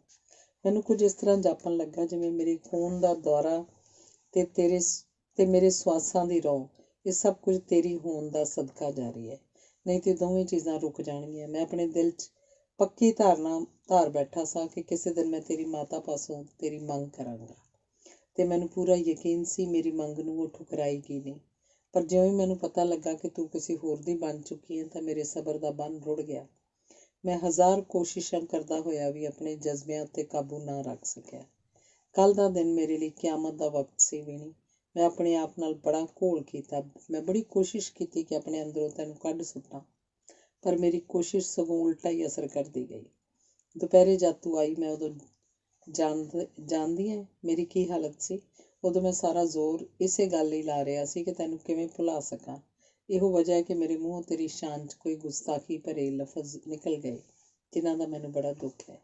ਇਸ ਅੱਧੀ ਰਾਤ ਵੇਲੇ ਮੈਨੂੰ ਕੌਣ ਤੇਰੇ ਕੋਲ ਲਿਆਇਆ ਇਹਨੂੰ ਮੈਂ ਨਹੀਂ ਜਾਣਦਾ, ਪਰ ਮਾਲੂਮ ਹੁੰਦਾ ਜਿਵੇਂ ਬਿਨਾਂ ਮੇਰੀ ਮਰਜ਼ੀ ਤੋਂ ਕੋਈ ਮੈਨੂੰ ਇੱਥੇ ਖਿੱਚ ਲਿਆ ਹੈ। ਵੀਣਾ, ਮੈਂ ਆਪਣੀ ਕਮਜ਼ੋਰੀ ਨੂੰ ਮਹਿਸੂਸ ਕਰਦਾ। ਮੈਂ ਵੀ ਜਾਣਦਾ ਕਿ ਇਸ ਵੇਲੇ ਜਦ ਕਿ ਤੂੰ ਕਿਸੇ ਹੋਰ ਦੀ ਅਮਾਨਤ ਹੈ, ਖਿਆਨਤ ਦਾ ਜੁਰਮ ਕਰ ਰਿਹਾ, ਪਰ ਇਹ ਸਭ ਕੁਝ ਜਾਣਦਾ ਹੋਇਆ ਵੀ ਮੈਂ ਕਹਿੰਦਾ ਕਿਦਾਰ ਵੀਣਾ ਦੇ ਪੈਰਾਂ 'ਤੇ ਝੁਕ ਗਿਆ। ਵੀਣਾ ਦੇ ਮਨ ਦੀ ਇਸ ਵੇਲੇ ਕੀ ਹਾਲਤ ਸੀ? ਉਪਰਾਮਤਾ ਉੱਤੇ ਹਮਦਰਦੀ ਦਾ ਗਲਬਾ ਤੇ ਫਿਰ ਇਸ ਹਮਦਰਦੀ ਦੇ ਨਾਲ ਆ ਰਲਿਆ ਤਰਸ, ਇਹਨਾਂ ਦੋਹਾਂ ਨੇ ਰਲ ਕੇ ਮੁੜ ਪਿਆਰ ਦੀ ਸ਼ਕਲ ਧਾਰਨ ਕਰ ਲਈ। ਵੀਣਾ ਦਾ ਦਿਲ ਇੱਕ ਵਾਰੀ ਫਿਰ ਪਿਆਰ ਦੇ ਜਜ਼ਬੇ ਨਾਲ ਲਬਰੇਜ਼ ਹੋ ਉੱਠਿਆ। ਉਹਨੇ ਕਿਦਾਰ ਨੂੰ ਆਪਣੇ ਪੈਰਾਂ ਤੋਂ ਉਠਾਇਆ ਤੇ ਆਪਣੇ ਨਾਲ ਬਿਠਾਉਂਦੀ ਬੋਲੀ, ਪਰ ਇਹ ਤਾਂ ਸੋਚੋ, ਜਿਹੜੀ ਗੱਲ ਇੱਕਦਮ ਨਾਮੁਮਕਿਨ ਹੈ ਉਹਨੂੰ ਨਾ ਤੁਸੀਂ ਮੁਮਕਿਨ ਬਣਾ ਸਕਦੇ ਹੋ ਤੇ ਨਾ ਮੈਂ। ਆਪਣੇ ਆਪ ਨੂੰ ਸਫਲਤਾ ਦੇ ਕੁਝ ਨੇੜੇ ਪਹੁੰਚਿਆ ਮਹਿਸੂਸ ਕਰਕੇ ਕਿਦਾਰ ਨੇ ਐਤਕੀ ਖੁੱਲ੍ਹ ਕੇ ਕਹਿਣਾ ਸ਼ੁਰੂ ਕੀਤਾ, ਤੇਰਾ ਮਤਲਬ ਮੰਗੀ ਹੋਈ ਹੋਣ ਤੋਂ ਹੈ? ਹਾਂ, ਪਰ ਅਜੇ ਕੀ ਪਤਾ ਤੇਰੇ ਸਹੁਰੇ ਮਨਜ਼ੂਰ ਕਰਨ ਕਿ ਨਾ। ਭਲਾ ਜੇ ਉਹਨਾਂ ਨੇ ਅਜੇ ਵੀ ਬੇਜੀ ਦੀ ਗੱਲ ਪ੍ਰਵਾਨ ਨਾ ਕੀਤੀ ਫੇਰ? ਪਰ ਜੇ ਉਹਨਾਂ ਬੇਜੀ ਦੀ ਗੱਲ ਮੰਨ ਲਈ ਫੇਰ? ਉਸ ਸੂਰਤ ਵਿੱਚ ਵੀ ਕੀ ਇਲਾਜ ਹੈ? ਕੀ ਮੈਂ ਜਿਹੜਾ ਰੁਪਇਆ ਬੇਜੀ ਨੂੰ ਲਿਆ ਦੇਣ ਦਾ ਇਕਰਾਰ ਕੀਤਾ ਹੈ, ਉਹ ਆਪਣਾ ਮਕਾਨ ਵੇਚ ਕੇ ਲਿਆਉਣ ਦਾ ਮੇਰਾ ਇਰਾਦਾ ਹੈ। ਮੈਂ ਬੇਜੀ ਨੂੰ ਕਹਿ ਦਿਆਂਗਾ ਕਿ ਉਸ ਰੁਪਏ ਦਾ ਇੰਤਜ਼ਾਮ ਮੈਂ ਨਹੀਂ ਕਰ ਸਕਿਆ। ਬਸ ਨਾ 9 ਮਣ ਤੇਲ ਹੋਏਗਾ, ਨਾ ਰਾਧਾ ਨੱਚੇਗੀ। ਕਿਦਾਰ ਦੀ ਇੱਕੋ ਜਿਹੀ ਤਜਵੀਜ਼ ਸੁਣ ਕੇ ਵੀਣਾ ਨੂੰ ਗੁੱਸਾ ਆ ਗਿਆ। ਉਹ ਬੋਲੀ, ਤਾਂ ਇਹਦਾ ਮਤਲਬ ਇਹ ਹੋਇਆ ਕਿ ਤੁਸੀਂ ਬੇਜੀ ਨੂੰ ਧੋਖਾ ਦਿਓਗੇ? ਧੋਖਾ ਨਹੀਂ, ਇਸ ਵਿੱਚ ਤੇ ਸਗੋਂ ਉਹਨਾਂ ਦੀ ਭਲਾਈ ਹੈ। ਜਿਹੜਾ 1000 ਰੁਪਇਆ ਉਹਨਾਂ ਤੇਰੇ ਵਿਆਹ 'ਤੇ ਮੁਫਤ ਵਿੱਚ ਗੁਆਉਣਾ ਹੈ, ਉਹ ਬਚ ਜਾਏਗਾ। ਪਰ ਜਾਣਦੇ ਹੋ, ਬਰਾਦਰੀ 'ਚ ਅਸੀਂ ਕਿਤੇ ਖਲੋਣ ਜੋਗੇ ਨਹੀਂ ਰਹਾਂਗੇ। ਇਹ ਵੀਣਾ ਐਵੇਂ ਫਜ਼ੂਲ ਗੱਲਾਂ ਨੇ। ਬਰਾਦਰੀ ਕਿਸੇ ਦੇ ਮੂੰਹ 'ਚ ਨਹੀਂ ਪਾ ਲੈਂਦੀ। ਬਰਾਦਰੀ ਤਾਂ ਲੋਕਾਂ ਦੇ ਘਰ ਫੂਕ ਕੇ ਤਮਾਸ਼ਾ ਵੇਖਦੀ ਹੈ। 4 ਦਿਨ ਲੋਕੀ ਕੰਨ ਘੁਰਕੀ ਕਰਨਗੇ, ਫਿਰ ਆਪ ਚੁੱਪ ਕਰ ਜਾਣਗੇ। ਪਤਾ ਨਹੀਂ ਵੀਣਾ ਨੂੰ ਕਿਦਾਰ ਦੀ ਇਹ ਤਜਵੀਜ਼ ਜੱਚੀ ਕਿ ਨਹੀਂ, ਪਰ ਉਹਦੇ ਚਿਹਰੇ ਦਾ ਰੰਗ ਉੱਡਿਆ ਹੋਇਆ ਵੇਖ ਕੇ ਕਿਦਾਰ ਨੂੰ ਘਬਰਾਹਟ ਪੈਦਾ ਹੋ ਰਹੀ ਸੀ। ਇਹ ਤੋਂ ਬਾਅਦ ਫਿਰ ਦੋਹਾਂ ਚੁੱਪ ਛਾ ਗਈ। ਵੀਣੀ, ਕਿਦਾਰ ਨੇ ਐਤਕੀ ਦ੍ਰਿੜ ਆਵਾਜ਼ 'ਚ ਕਿਹਾ, ਸ਼ਾਇਦ ਮੈਂ ਤੇਰੇ ਉੱਤੇ ਜ਼ਬਰ ਕਰ ਰਿਹਾ। ਕੀ ਮੇਰੀ ਗੱਲ ਤੇਰੇ ਦਿਲ ਨੂੰ ਨਹੀਂ ਲੱਗੀ? ਵੀਣੀ ਨੇ ਕੋਈ ਉੱਤਰ ਨਾ ਦਿੱਤਾ। ਵੀਣੀ, ਕਿਦਾਰ ਨੇ ਉਹਦੇ ਮੋਢੇ 'ਤੇ ਹੱਥ ਰੱਖ ਕੇ ਕਿਹਾ, ਤੂੰ ਮੇਰੀ ਗੱਲ ਦਾ ਗੁੱਸਾ ਕੀਤਾ? ਨਹੀਂ, ਵੀਣਾ ਨੇ ਬਿਨਾਂ ਉਸ ਵੱਲ ਨਜ਼ਰ ਮੋੜਨ ਤੋਂ ਉੱਤਰ ਦਿੱਤਾ। ਤਾਂ ਕਿ ਤੈਨੂੰ ਮੇਰੀ ਤਜਵੀਜ਼ ਮਨਜ਼ੂਰ ਹੈ? ਵੀਣੀ ਪਹਿਲਾਂ ਖਾਮੋਸ਼ ਰਹੀ, ਫਿਰ ਉਹਨੇ ਬੇਦਿਲਾ ਜਿਹਾ ਹਾਂ 'ਚ ਸਿਰ ਹਿਲਾਇਆ। ਵੀਣਾ ਦੇ ਸਿਰ ਦੀ ਇਸ ਜ਼ਰਾ ਜਿੰਨੀ ਹਰਕਤ ਨਾਲ ਕਿਦਾਰ ਦੇ ਅੰਦਰ ਉਤਸ਼ਾਹ ਤੇ ਖੁਸ਼ੀ ਦੀਆਂ ਨਦੀਆਂ ਉਮੜ ਆਈਆਂ। ਭਾਵੇਂ ਵੀਣਾ ਦੀਆਂ ਅੱਖਾਂ 'ਚੋਂ ਬਰਾਬਰ ਉਪਰਾਮਤਾ ਝਲਕ ਰਹੀ ਸੀ, ਪਰ ਕਿਦਾਰ ਨੇ ਇਸ ਪਾਸੇ ਬਹੁਤਾ ਧਿਆਨ ਨਹੀਂ ਦਿੱਤਾ। ਵੀਣੀ, ਕਿਦਾਰ ਨੇ ਉਹਨੂੰ ਹੋਰ ਉਰੇ ਖਿੱਚ ਕੇ ਆਪਣੇ ਨਾਲ ਲਾਉਂਦਿਆਂ ਕਿਹਾ, ਕਿ ਮੈਂ ਸਮਝ ਲਵਾਂ ਕਿ ਅੱਜ ਤੋਂ ਤੂੰ ਮੇਰੀ ਹੈ? ਉਹਦੀ ਖਾਮੋਸ਼ੀ ਨੂੰ ਨੀਮ ਰਜ਼ਾ ਸਮਝ ਕੇ ਕਿਦਾਰ ਉਹਦੇ ਗਲ 'ਚ ਬਾਂਹ ਪਾ ਕੇ ਬੋਲਿਆ, ਤੂੰ ਇਸ ਤਰ੍ਹਾਂ ਕਿਉਂ ਹੈ ਪਰੇਸ਼ਾਨ ਜਿਹੀ? ਕੁਝ ਨਹੀਂ, ਮੈਂ ਠੀਕ ਹਾਂ, ਵੀਣਾ ਨੇ ਬਿਨਾਂ ਉਸ ਵੱਲ ਤੱਕਿਆਂ ਉੱਤਰ ਦਿੱਤਾ। ਕਿਦਾਰ ਨੂੰ ਜਾਪਿਆ ਜਿਵੇਂ ਉਹ ਇੱਕ ਬੇਜ਼ਬਾਨ ਚੀਜ਼ ਨਾਲ, ਇੱਕ ਗੁੱਡੀ ਨਾਲ ਖੇਡ ਰਿਹਾ, ਜਿਸ 'ਚ ਨਾ ਹਰਕਤ ਹੈ ਨਾ ਹਰਾਰਤ। ਇਸ ਵੇਲੇ ਬਾਹਰੋਂ ਕਿਸੇ ਨੇ ਬੂਹਾ ਖੜਕਾਇਆ। ਨਾਲ ਹੀ ਆਵਾਜ਼ ਆਈ, ਵੀਣਾ ਬੂਹਾ ਖੋਲ੍ਹ, ਬੀਜੀ ਆ ਗਏ। ਕਹਿੰਦੀ ਹੋਈ ਵੀਣਾ ਬੂਹਾ ਖੋਲ੍ਹਣ ਦੌੜੀ। ਇੱਧਰ ਕਿਦਾਰ ਮੰਜੇ 'ਤੇ ਲੰਮਾ ਪੈ ਗਿਆ। ਉਹਦੇ ਦਿਲ ਨੂੰ ਹੌਲ ਪੈ ਰਹੇ ਸਨ। ਦੋਵੇਂ ਮਾਵਾਂ ਧੀਆਂ ਜਦ ਕਮਰੇ 'ਚ ਆ ਰਹੀਆਂ ਸਨ ਤਾਂ ਕਿਦਾਰ ਨੇ ਸੁਣਿਆ ਵੀਣਾ ਕਹਿ ਰਹੀ ਸੀ, ਬੇਜੀ ਭਰਾ ਹੋਰਾਂ ਦੀ ਅੱਜ ਬੁਰੀ ਹਾਲਤ ਹੋਈ, ਫਿੱਟ ਆ ਗਿਆ ਸੀ। ਅੰਦਰ ਆ ਕੇ ਮਾਇਆ ਨੇ ਕਿਦਾਰ ਨੂੰ ਪਿਆਰਿਆ, ਪਲੋਸਿਆ ਤੇ ਇਹ ਜਾਣ ਕੇ ਕਿ ਹੁਣ ਉਹਦੀ ਹਾਲਤ ਕੁਝ ਠੀਕ ਹੈ, ਖੁਸ਼ੀ ਨਾਲ ਉਹਦੇ ਮੂੰਹ ਨਿਕਲਿਆ, ਸ਼ੁਕਰ ਏ ਪਰਮਾਤਮਾ ਦਾ ਭਲਾ ਹੋਏ। ਮਾਇਆ ਨੇ ਆਉਂਦਿਆਂ ਹੀ ਕਿਦਾਰ ਨੂੰ ਘੁੱਟਣਾ ਪਿਆਰਨਾ ਸ਼ੁਰੂ ਕਰ ਦਿੱਤਾ, ਜਿਵੇਂ ਕਿਵੇਂ ਫਿੱਟ ਆਇਆ, ਕਿਉਂ ਆਇਆ ਆਦਿ ਸਵਾਲਾਂ ਦੀ ਵਾਛੜ ਕਰਦੀ। ਵੀਣਾ ਨੂੰ ਪਤਾ ਸੀ ਕਿ ਉਹਦੀ ਮਾਂ ਉੱਤੇ ਸਭ ਤੋਂ ਪਹਿਲਾ ਸਵਾਲ ਕਿਦਾਰ ਵੱਲੋਂ ਕੀ ਹੋਏਗਾ। ਉਹ ਜਾਣ ਬੁੱਝ ਕੇ ਕੋਠੇ 'ਤੇ ਜਾਣ ਦੇ ਬਹਾਨੇ ਪੌੜੀਆਂ 'ਚ ਜਾ ਲੁਕੀ। ਜਿੱਥੇ ਖਲੋਤਿਆਂ ਉਹਨੇ ਕਿਦਾਰ ਦਾ ਇਹ ਪ੍ਰਸ਼ਨ ਸੁਣਿਆ, ਸੁਣਾਓ ਬੇਜੀ, ਹੋ ਗਿਆ ਕੰਮ? ਤੇ ਫਿਰ ਉਹਦਾ ਉੱਤਰ, ਹਾਂ, ਬੜੀ ਸੋਹਣੀ ਤਰ੍ਹਾਂ। ਹੋਰ ਕੁਝ ਸੁਣਨ ਦੀ ਵੀਣਾ ਨੂੰ ਲੋੜ ਨਾ ਜਾਪੀ। ਉਹ ਕੋਠੇ 'ਤੇ ਜਾ ਚੜ੍ਹੀ ਤੇ ਮਾਂ ਦੀ ਵਿਛਾਈ ਕਰਨ ਤੋਂ ਬਾਅਦ ਉਹ ਮੰਜੇ 'ਤੇ ਲੇਟ ਗਈ। ਥੋੜ੍ਹੀ ਦੇਰ ਬਾਅਦ ਉਹਨੂੰ ਫੇਰ ਹੇਠਲਾ ਬੂਹਾ ਖੋਲ੍ਹਣ ਦੀ ਆਵਾਜ਼ ਆਈ। ਉਹਨੇ ਬਨੇਰੇ ਪਾਸ ਜਾ ਕੇ ਹੇਠਾਂ ਝਾਤੀ ਮਾਰੀ। ਕਿਦਾਰ ਅੰਦਰੋਂ ਨਿਕਲ ਕੇ ਆਪਣੇ ਘਰ ਜਾ ਰਿਹਾ ਸੀ। ਅੰਗ 11ਵਾਂ। ਦੂਰ ਕਿਸੇ ਕਾਰਖਾਨੇ ਦਾ ਘੁੱਗੂ ਵੱਜਿਆ, ਜਿਹਨੂੰ ਸੁਣਦਿਆਂ ਹੀ ਕਿਦਾਰ ਹੈਰਾਨੀ ਨਾਲ ਸੋਚਣ ਲੱਗਾ, 5 ਵੱਜ ਗਏ? ਤਾਂ ਕਿ ਅੱਜ ਸਾਰੀ ਰਾਤ ਮੈਂ ਜਾਗਦਿਆਂ ਹੀ ਕੱਟੀ ਹੈ। ਤੇ ਇਸ ਨਾਲ ਹੀ ਕੱਲ ਸਵੇਰ ਤੋਂ ਲੈ ਕੇ ਰਾਤੀ ਮਾਇਆ ਦੇ ਘਰੋਂ ਵਾਪਸ ਆਉਣ ਤੱਕ ਦੇ ਸਾਰੇ ਦ੍ਰਿਸ਼ ਉਹਦੇ ਸਾਹਮਣੇ ਲੰਘ ਗਏ। ਇਸ ਤੋਂ ਬਾਅਦ ਕਈ ਉਹ ਤਸਵੀਰਾਂ ਵੀ ਉਹਦੇ ਮਨ ਪਰਦੇ ਉੱਤੇ ਚਿਤਰੀਆਂ ਜਾਣ ਲੱਗੀਆਂ, ਜਿਹੜੀਆਂ ਅਜੇ ਤੱਕ ਭਵਿੱਖ ਦੇ ਉਹਲੇ ਲੁਕੀਆਂ ਹੋਈਆਂ ਸਨ। ਰਾਤ ਦੇ ਤੀਜੇ ਪਹਿਰ ਜਦ ਮਾਇਆ ਘਰ ਪਹੁੰਚੀ ਸੀ ਤਾਂ ਉਹਨੂੰ ਤੱਕਦਿਆਂ ਹੀ ਕੇਦਾਰ ਦੇ ਮਨ 'ਚ ਸਭ ਤੋਂ ਪਹਿਲੀ ਭਾਵਨਾ ਪੈਦਾ ਹੋਈ, ਰੱਬ ਕਰੇ ਅਸਫਲ ਮੁੜੀ ਹੋਵੇ। ਪਰ ਉਹਦੀ ਇਹ ਭਾਵਨਾ ਕਲਰੀ ਕੰਧ ਵਾਂਗ ਢਹਿ ਢੇਰੀ ਹੋ ਗਈ ਜਦੋਂ ਮਾਇਆ ਨੇ ਉਹਨੂੰ ਆਪਣੀ ਸਫਲਤਾ ਦੀ ਖਬਰ ਸੁਣਾਈ। ਕੇਦਾਰ ਨੇ ਉਸ ਵੇਲੇ ਮਾਇਆ ਦੇ ਚਿਹਰੇ ਉੱਤੇ ਸਫਲਤਾ ਤੇ ਹੁਲਾਸ ਦੀ ਲਾਲੀ ਚਮਕਦੀ ਵੇਖੀ ਤੇ ਇਸ ਤੋਂ ਬਾਅਦ ਉੱਥੇ ਠਹਿਰਨਾ ਉਸ ਲਈ ਮੁਸ਼ਕਿਲ ਹੋ ਗਿਆ। ਸ਼ਾਇਦ ਉਹ ਇੱਕ ਲਵਾਂਝੇ ਜਾ ਕੇ ਅਗਲਾ ਕਦਮ ਚੁੱਕਣ ਲਈ ਸੋਚਣਾ ਚਾਹੁੰਦਾ ਸੀ। ਮਾਇਆ ਨੇ ਬੜੀ ਕੋਸ਼ਿਸ਼ ਕੀਤੀ ਕਿ ਰਾਤ ਦਾ ਬਾਕੀ ਹਿੱਸਾ ਕੇਦਾਰ ਉਹਦੇ ਘਰ ਗੁਜ਼ਾਰੇ, ਪਰ ਕੇਦਾਰ ਨੇ ਉਹਦੀ ਪੂਰੀ ਤਸੱਲੀ ਕਰਾ ਦਿੱਤੀ ਕਿ ਉਹ ਬਿਲਕੁਲ ਰਾਜੀ ਹੈ। ਉਹ ਆਪਣੇ ਮਕਾਨ ਤੇ ਪਹੁੰਚ ਕੇ ਮੰਜੇ ਤੇ ਲੇਟ ਗਿਆ। ਕਿੰਨਾ ਕੁ ਚਿਰ ਤੇ ਕਿੰਨਾ ਸੋਚਾਂ ਵਿੱਚ ਉਹਦਾ ਮਨ ਉੱਡਦਾ ਫਿਰਿਆ, ਕੇਦਾਰ ਨੂੰ ਪਤਾ ਨਹੀਂ ਸੀ। ਕੇਦਾਰ ਦਾ ਆਪਾ ਜਿਵੇਂ ਉਸ ਤੋਂ ਵੱਖ ਹੋ ਕੇ ਕਿਤੇ ਫਿਰ ਰਿਹਾ ਸੀ। ਜਦ ਪ੍ਰਭਾਤ ਦੀ ਸੀਤਲ ਹਵਾ ਨੇ ਰੋਸ਼ਨਦਾਨ 'ਚੋਂ ਦਾਖਲ ਹੋ ਕੇ ਉਹਦਾ ਮੁੜਕਾ ਸੁਕਾਉਣਾ ਸ਼ੁਰੂ ਕੀਤਾ ਤਾਂ ਕੇਦਾਰ ਨੂੰ ਝਪਕੀ ਜਿਹੀ ਆ ਗਈ, ਪਰ ਝੱਟ ਹੀ ਕਾਰਖਾਨੇ ਦੇ ਘੁੱਗੂ ਨੇ ਉਹਨੂੰ ਫਿਰ ਜਗਾ ਦਿੱਤਾ।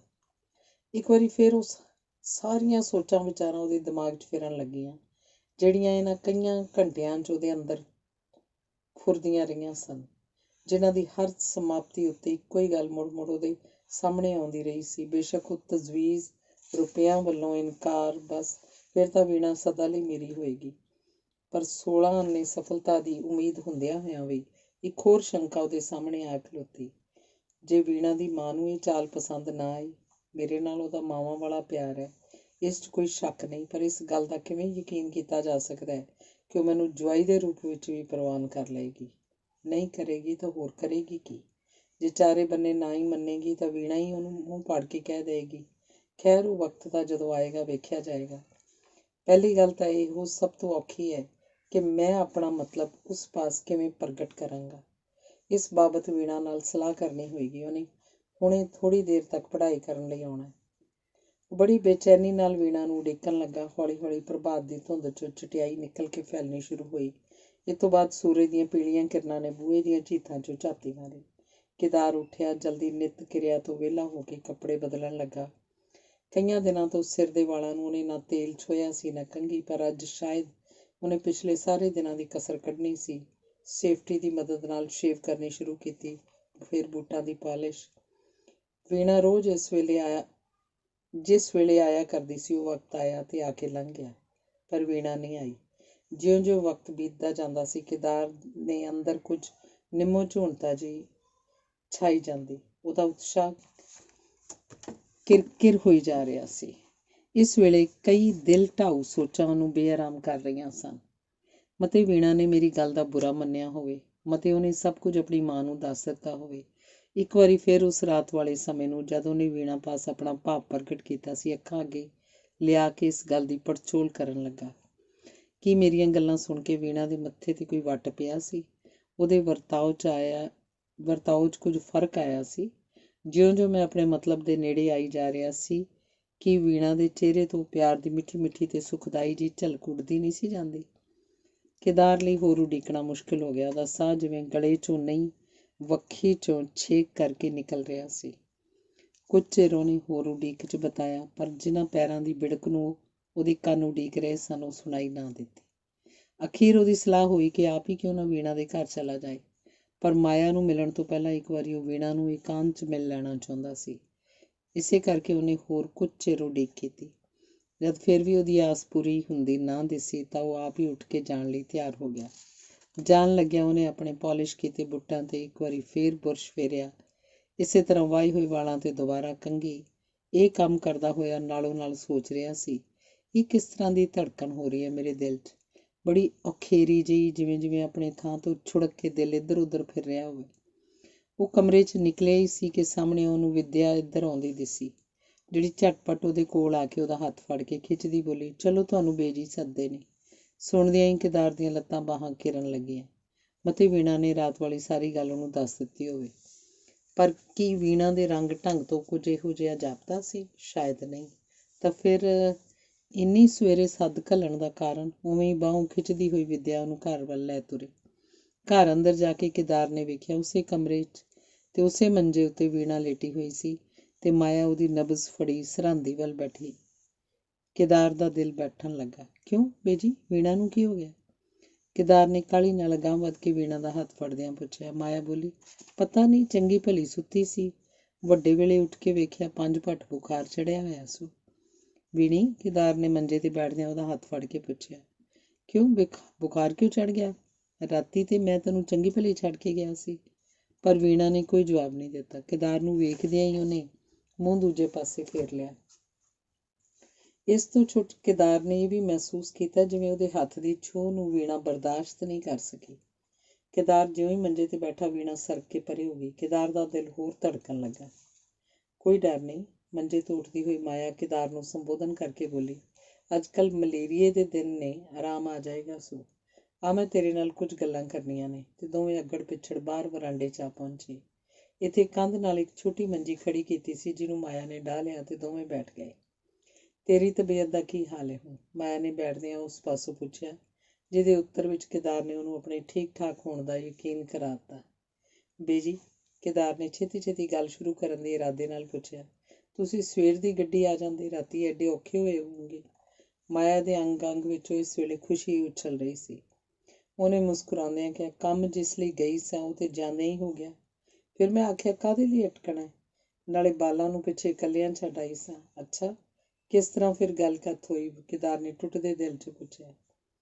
ਮਾਇਆ ਨੇ ਦੱਸਣਾ ਸ਼ੁਰੂ ਕੀਤਾ। ਗੱਲਬਾਤ ਕੀ ਹੋਣੀ ਸੀ, ਬਸ ਉਹੀਓ, ਮੇਰੀ ਗੱਲ ਸੱਚ ਨਿਕਲੀ।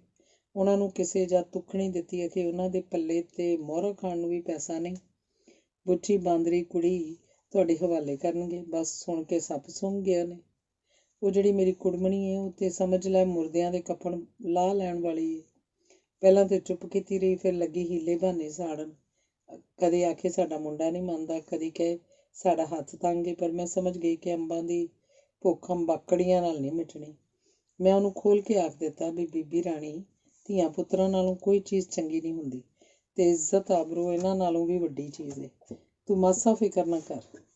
ਮੈਂ ਚੋਰ ਨੂੰ ਲੁੱਟਾਂ, ਸਾਧ ਨੂੰ ਭੰਨਾਂ, ਤੇਰਾ ਘਰ ਪੂਰਾ ਕਰ ਦਿਆਂਗੀ। ਜੋ ਕੁਝ ਕਰਾਂਗੀ ਸੋਹਣਾ ਸੁਥਰਾ ਕਰਕੇ। ਕੀ ਹੋਇਆ ਜੇ ਸਾਡੇ ਤੇ ਗਰੀਬੀ ਆ ਗਈ ਹੈ? ਪਰ ਸਿਆਣੇ ਕਹਿੰਦੇ ਹੁੰਦੇ ਨੇ ਕਿ ਵੱਡੇ ਘਰਾਂ ਦੀਆਂ ਘਰੋੜੀਆਂ ਨਹੀਂ ਮਾਣ ਹੁੰਦੀਆਂ। ਇੰਨੇ ਗਏ ਗੁਆਚੇ ਤੇ ਅਸੀਂ ਨਹੀਂ ਹੋ ਗਏ ਕਿ ਅਣਕੱਜੀ ਕੁੜੀ ਤੁਹਾਨੂੰ ਫੜਾ ਦਿਆਂਗੇ। ਪਰਮਾਤਮਾ ਸੁੱਖ ਰਹੀ ਤਾਂ ਲੱਦ ਪੱਥ ਕੇ ਭੇਜਾਂਗੇ 7 ਸਗਨਾਂ ਨਾਲ। ਫਿਰ ਕੀ ਆਖਿਆ ਉਸ? ਕੇਦਾਰ ਦੇ ਮੂੰਹ ਤੇ ਹਵਾਈਆਂ ਉੱਡ ਰਹੀਆਂ ਸਨ ਤੇ ਉਹ ਚਿਹਰੇ ਉੱਤੇ ਬਨੌਟੀ ਜਿਹੀ ਖੁਸ਼ੀ ਲਿਆ ਕੇ ਅੰਦਰਲੇ ਤੂਫਾਨ ਨੂੰ ਲੁਕਾਉਣ ਦੀ ਕੋਸ਼ਿਸ਼ ਕਰ ਰਿਹਾ ਸੀ। ਫਿਰ ਕੀ? ਮਾਇਆ ਦਾ ਉਤਸ਼ਾਹ ਬਰਾਬਰ ਚੜ੍ਹਦਾ ਜਾ ਰਿਹਾ ਸੀ। ਸੁਣ ਕੇ ਪਹਿਲਾਂ ਤਾਂ ਚੁੱਪ ਦੀ ਚੁੱਪ ਹੋ ਗਈ, ਫਿਰ ਆਖਣ ਲੱਗੀ, ਅੱਛਾ ਭੈਣ, ਤੂੰ ਹੁਣ ਉਚੇਰੀ ਤੁਰ ਕੇ ਆਈ ਹੈ। ਉਹ ਜਾਣੇ ਜਿਸ ਤਰ੍ਹਾਂ ਹੋ ਸਕੇਗਾ ਸੌੜ ਭੀੜ ਕਰਕੇ ਕਰ ਲਵਾਂਗੇ। ਮੁੰਡੇ ਨੂੰ ਵੀ ਜਿਵੇਂ ਹੋਏਗਾ ਸਮਝਾ ਲਵਾਂਗੇ। ਸਾਕ ਤੇ ਵੱਡੇ ਵੱਡੇ ਘਰਾਂ ਦੇ ਆਉਂਦੇ ਨੇ, ਪਰ ਤੇਰਾ ਆਖਿਆ ਮੈਂ ਨਹੀਂ ਮੋੜ ਸਕਦੀ। ਉਸ ਫਫੇ ਕੁੱਟਣੀ ਦੀਆਂ ਗੱਲਾਂ ਤੋਂ ਇਹ ਪਤਾ ਲੱਗਦਾ ਸੀ ਕਿ ਉਹਨੂੰ ਸਾੜਾ ਇਸ ਗੱਲ ਦਾ ਵੀ ਕਿ ਮਤੇ ਦਿੱਤ ਦਾਤ ਕੁਝ ਨਾ ਦੇਣ। ਮੈਂ ਵੀ ਸ਼ੁਕਰ ਕੀਤਾ ਵੀ ਹਾਂ ਤੇ ਕੀਤੀ ਸੂ। ਜੇ ਨੰਨਾ ਫੜ ਬਹਿੰਦੀ ਤਾਂ ਮੈਂ ਕਿਹੜੀ ਲੱਤ ਤੋੜ ਦੇਣੀ ਸੀ। ਇੱਜ਼ਤ ਨਾ ਲੱਖੀ ਨਾ ਕਰੋੜੀ, ਧੀ ਧਿਆਣੀ ਦੀ ਗੱਲ ਹੋਈ। ਪੁੱਤਰ ਦੀ ਕੁੜਮਾਈ ਭਾਵੇਂ 100 ਵਾਰੀ ਛੁੱਟ ਜਾਏ, ਕੋਈ ਨਮੋਸ਼ੀ ਨਹੀਂ। ਇੱਕ ਦਰ ਬੱਧਾ ਤੇ 100 ਦਰ ਖੁੱਲੇ। ਘਰ ਧੀ ਦਾ ਸਾਕ ਮੁੜ ਜਾਣਾ, ਪਰ ਧੀ ਦਾ ਸਾਕ ਮੁੜ ਜਾਣਾ ਕੋਈ ਥੋੜ੍ਹੀ ਜਿਹੀ ਗੱਲ ਨਹੀਂ ਹੁੰਦੀ। ਮੈਂ ਤੇ ਆਨੀ ਹਾਂ ਸ਼ੁਕਰ ਏ, ਭਲਾ ਹੋਵੇ ਨੇ, ਫਿਰ ਵੀ ਮੰਨ ਗਏ ਨੇ। ਨਾ ਮੰਨਦੇ ਤਾਂ ਮੈਂ ਕੀ ਕਰ ਲੈਣਾ ਸੀ, ਕਿਤੇ ਖਲੋਣ ਜੋਗੀ ਨਹੀਂ ਸੀ ਰਹਿਣਾ। ਮਾਇਆ ਬੜੇ ਜੋਸ਼ ਤੇ ਉਮਾਦ 'ਚ ਗੱਲਾਂ ਕਰੀ ਜਾਂਦੀ ਸੀ, ਪਰ ਛੁੱਟ ਹੰਗਾਰਾ ਕਰਨ ਤੋਂ ਕੇਦਾਰ ਦਾ ਧਿਆਨ ਉੱਕਾ ਹੀ ਇਸ ਪਾਸੇ ਨਹੀਂ ਸੀ। ਉਹਦਾ ਦਿਲ ਇਸ ਵੇਲੇ ਕਈ ਲੰਮੇ ਚੌੜੇ ਮਨਸੂਬੇ ਬਣ ਰਿਹਾ ਸੀ। ਮਾਇਆ ਨੇ ਜਦ ਗੱਲ ਖਤਮ ਕੀਤੀ ਤਾਂ ਕੇਦਾਰ ਦਾ ਧਿਆਨ ਮੁੜਿਆ, ਪਰ ਉਹਨੂੰ ਕੋਈ ਪਤਾ ਨਹੀਂ ਸੀ ਕਿਹੜੀ ਗੱਲ ਉੱਤੇ ਜਾ ਕੇ ਮਾਇਆ ਨੇ ਆਪਣਾ ਬਿਆਨ ਖਤਮ ਕੀਤਾ। ਮਾਇਆ ਕਿੰਨਾ ਚਿਰ ਚੁੱਪ ਕੀਤੀ ਰਹੀ।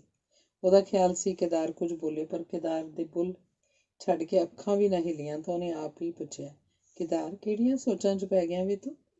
ਤੇ ਮਾਇਆ ਦੇ ਆਪਣੇ ਦਿਲ ਨੇ ਉੱਤਰ ਦਿੱਤਾ, ਹੋਰ ਕਿਹੜੀਆਂ ਸੋਚਾਂ ਸੋਚਦਾ ਹੋਏਗਾ? ਇਸੇ ਕੰਮ ਨੂੰ ਸਿਰੇ ਚੜਾਉਣ ਬਾਰੇ ਚਿੰਤਾ ਕਰ ਰਿਹਾ ਹੋਏਗਾ, ਜਿਹਦੀ ਲਗਭਗ ਸਾਰੀ ਜ਼ਿੰਮੇਵਾਰੀ ਇਹਨੇ ਆਪਣੇ ਤੇ ਲੈ ਲਈ ਸੀ। ਕੇਦਾਰ ਨੂੰ ਜਿਵੇਂ ਨੀਂਦਰ ਤੋਂ ਜਾਗ ਆ ਗਈ। ਜੋ ਕੁਝ ਸੋਚ ਰਿਹਾ ਸੀ ਉਹਨੂੰ ਅਧੂਰਾ ਛੱਡ ਕੇ ਬੋਲੇ, ਬੜੀ ਖੁਸ਼ੀ ਦੀ ਗੱਲ ਏ। ਮਾਇਆ ਕੇਦਾਰ ਦੇ ਮੂੰਹ ਕੁਝ ਇਸ ਤਰ੍ਹਾਂ ਦੀ ਵਾਕ ਸੁਣਨ ਲਈ ਬੇਕਰਾਰ ਹੋ ਰਹੀ ਸੀ। ਬੇਜੀ, ਸਭ ਕੁਝ ਠੀਕ ਹੋ ਜਾਏਗਾ, ਮੈਂ ਬੜੀ ਜਲਦੀ ਰੁਪਇਆਂ ਦਾ ਪ੍ਰਬੰਧ ਕਰ ਲਵਾਂਗਾ ਆਦਿ। ਪਰ ਜਦ ਉਹਦੀ ਉਮੀਦ ਪੂਰੀ ਨਾ ਹੋਈ ਤਾਂ ਉਹਨੇ ਆਪ ਹੀ ਗੱਲਬਾਤ ਦਾ ਸਿਲਸਿਲਾ ਇਸ ਪਾਸੇ ਮੋੜਿਆ, ਮੇਰੀ ਸਲਾਹ ਏ ਅੱਸੂ ਦਾ ਵਿਆਹ ਦੇ ਦਈਏ।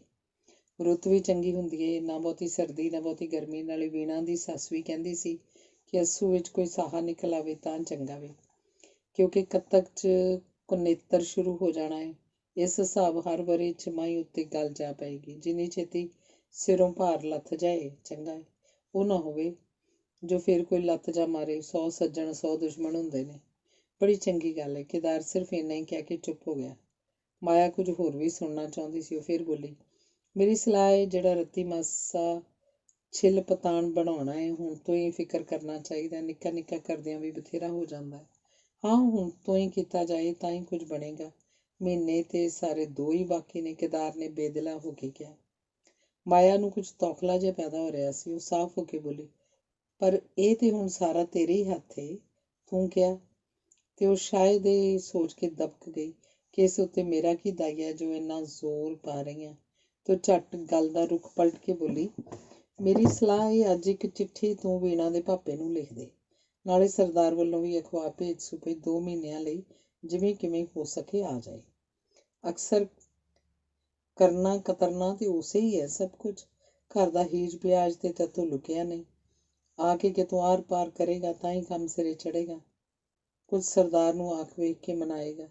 ਪਾਣੀ ਚੜ੍ਹਦਾ ਚੜ੍ਹਦਾ ਜਦ ਆਦਮੀ ਦੇ ਗਲ ਪਹੁੰਚਦਾ ਹੈ ਤੇ ਉਹਨੂੰ ਬਚਣ ਲਈ ਹੱਥ ਪੈਰ ਮਾਰਨੇ ਹੀ ਪੈਂਦੇ ਨੇ।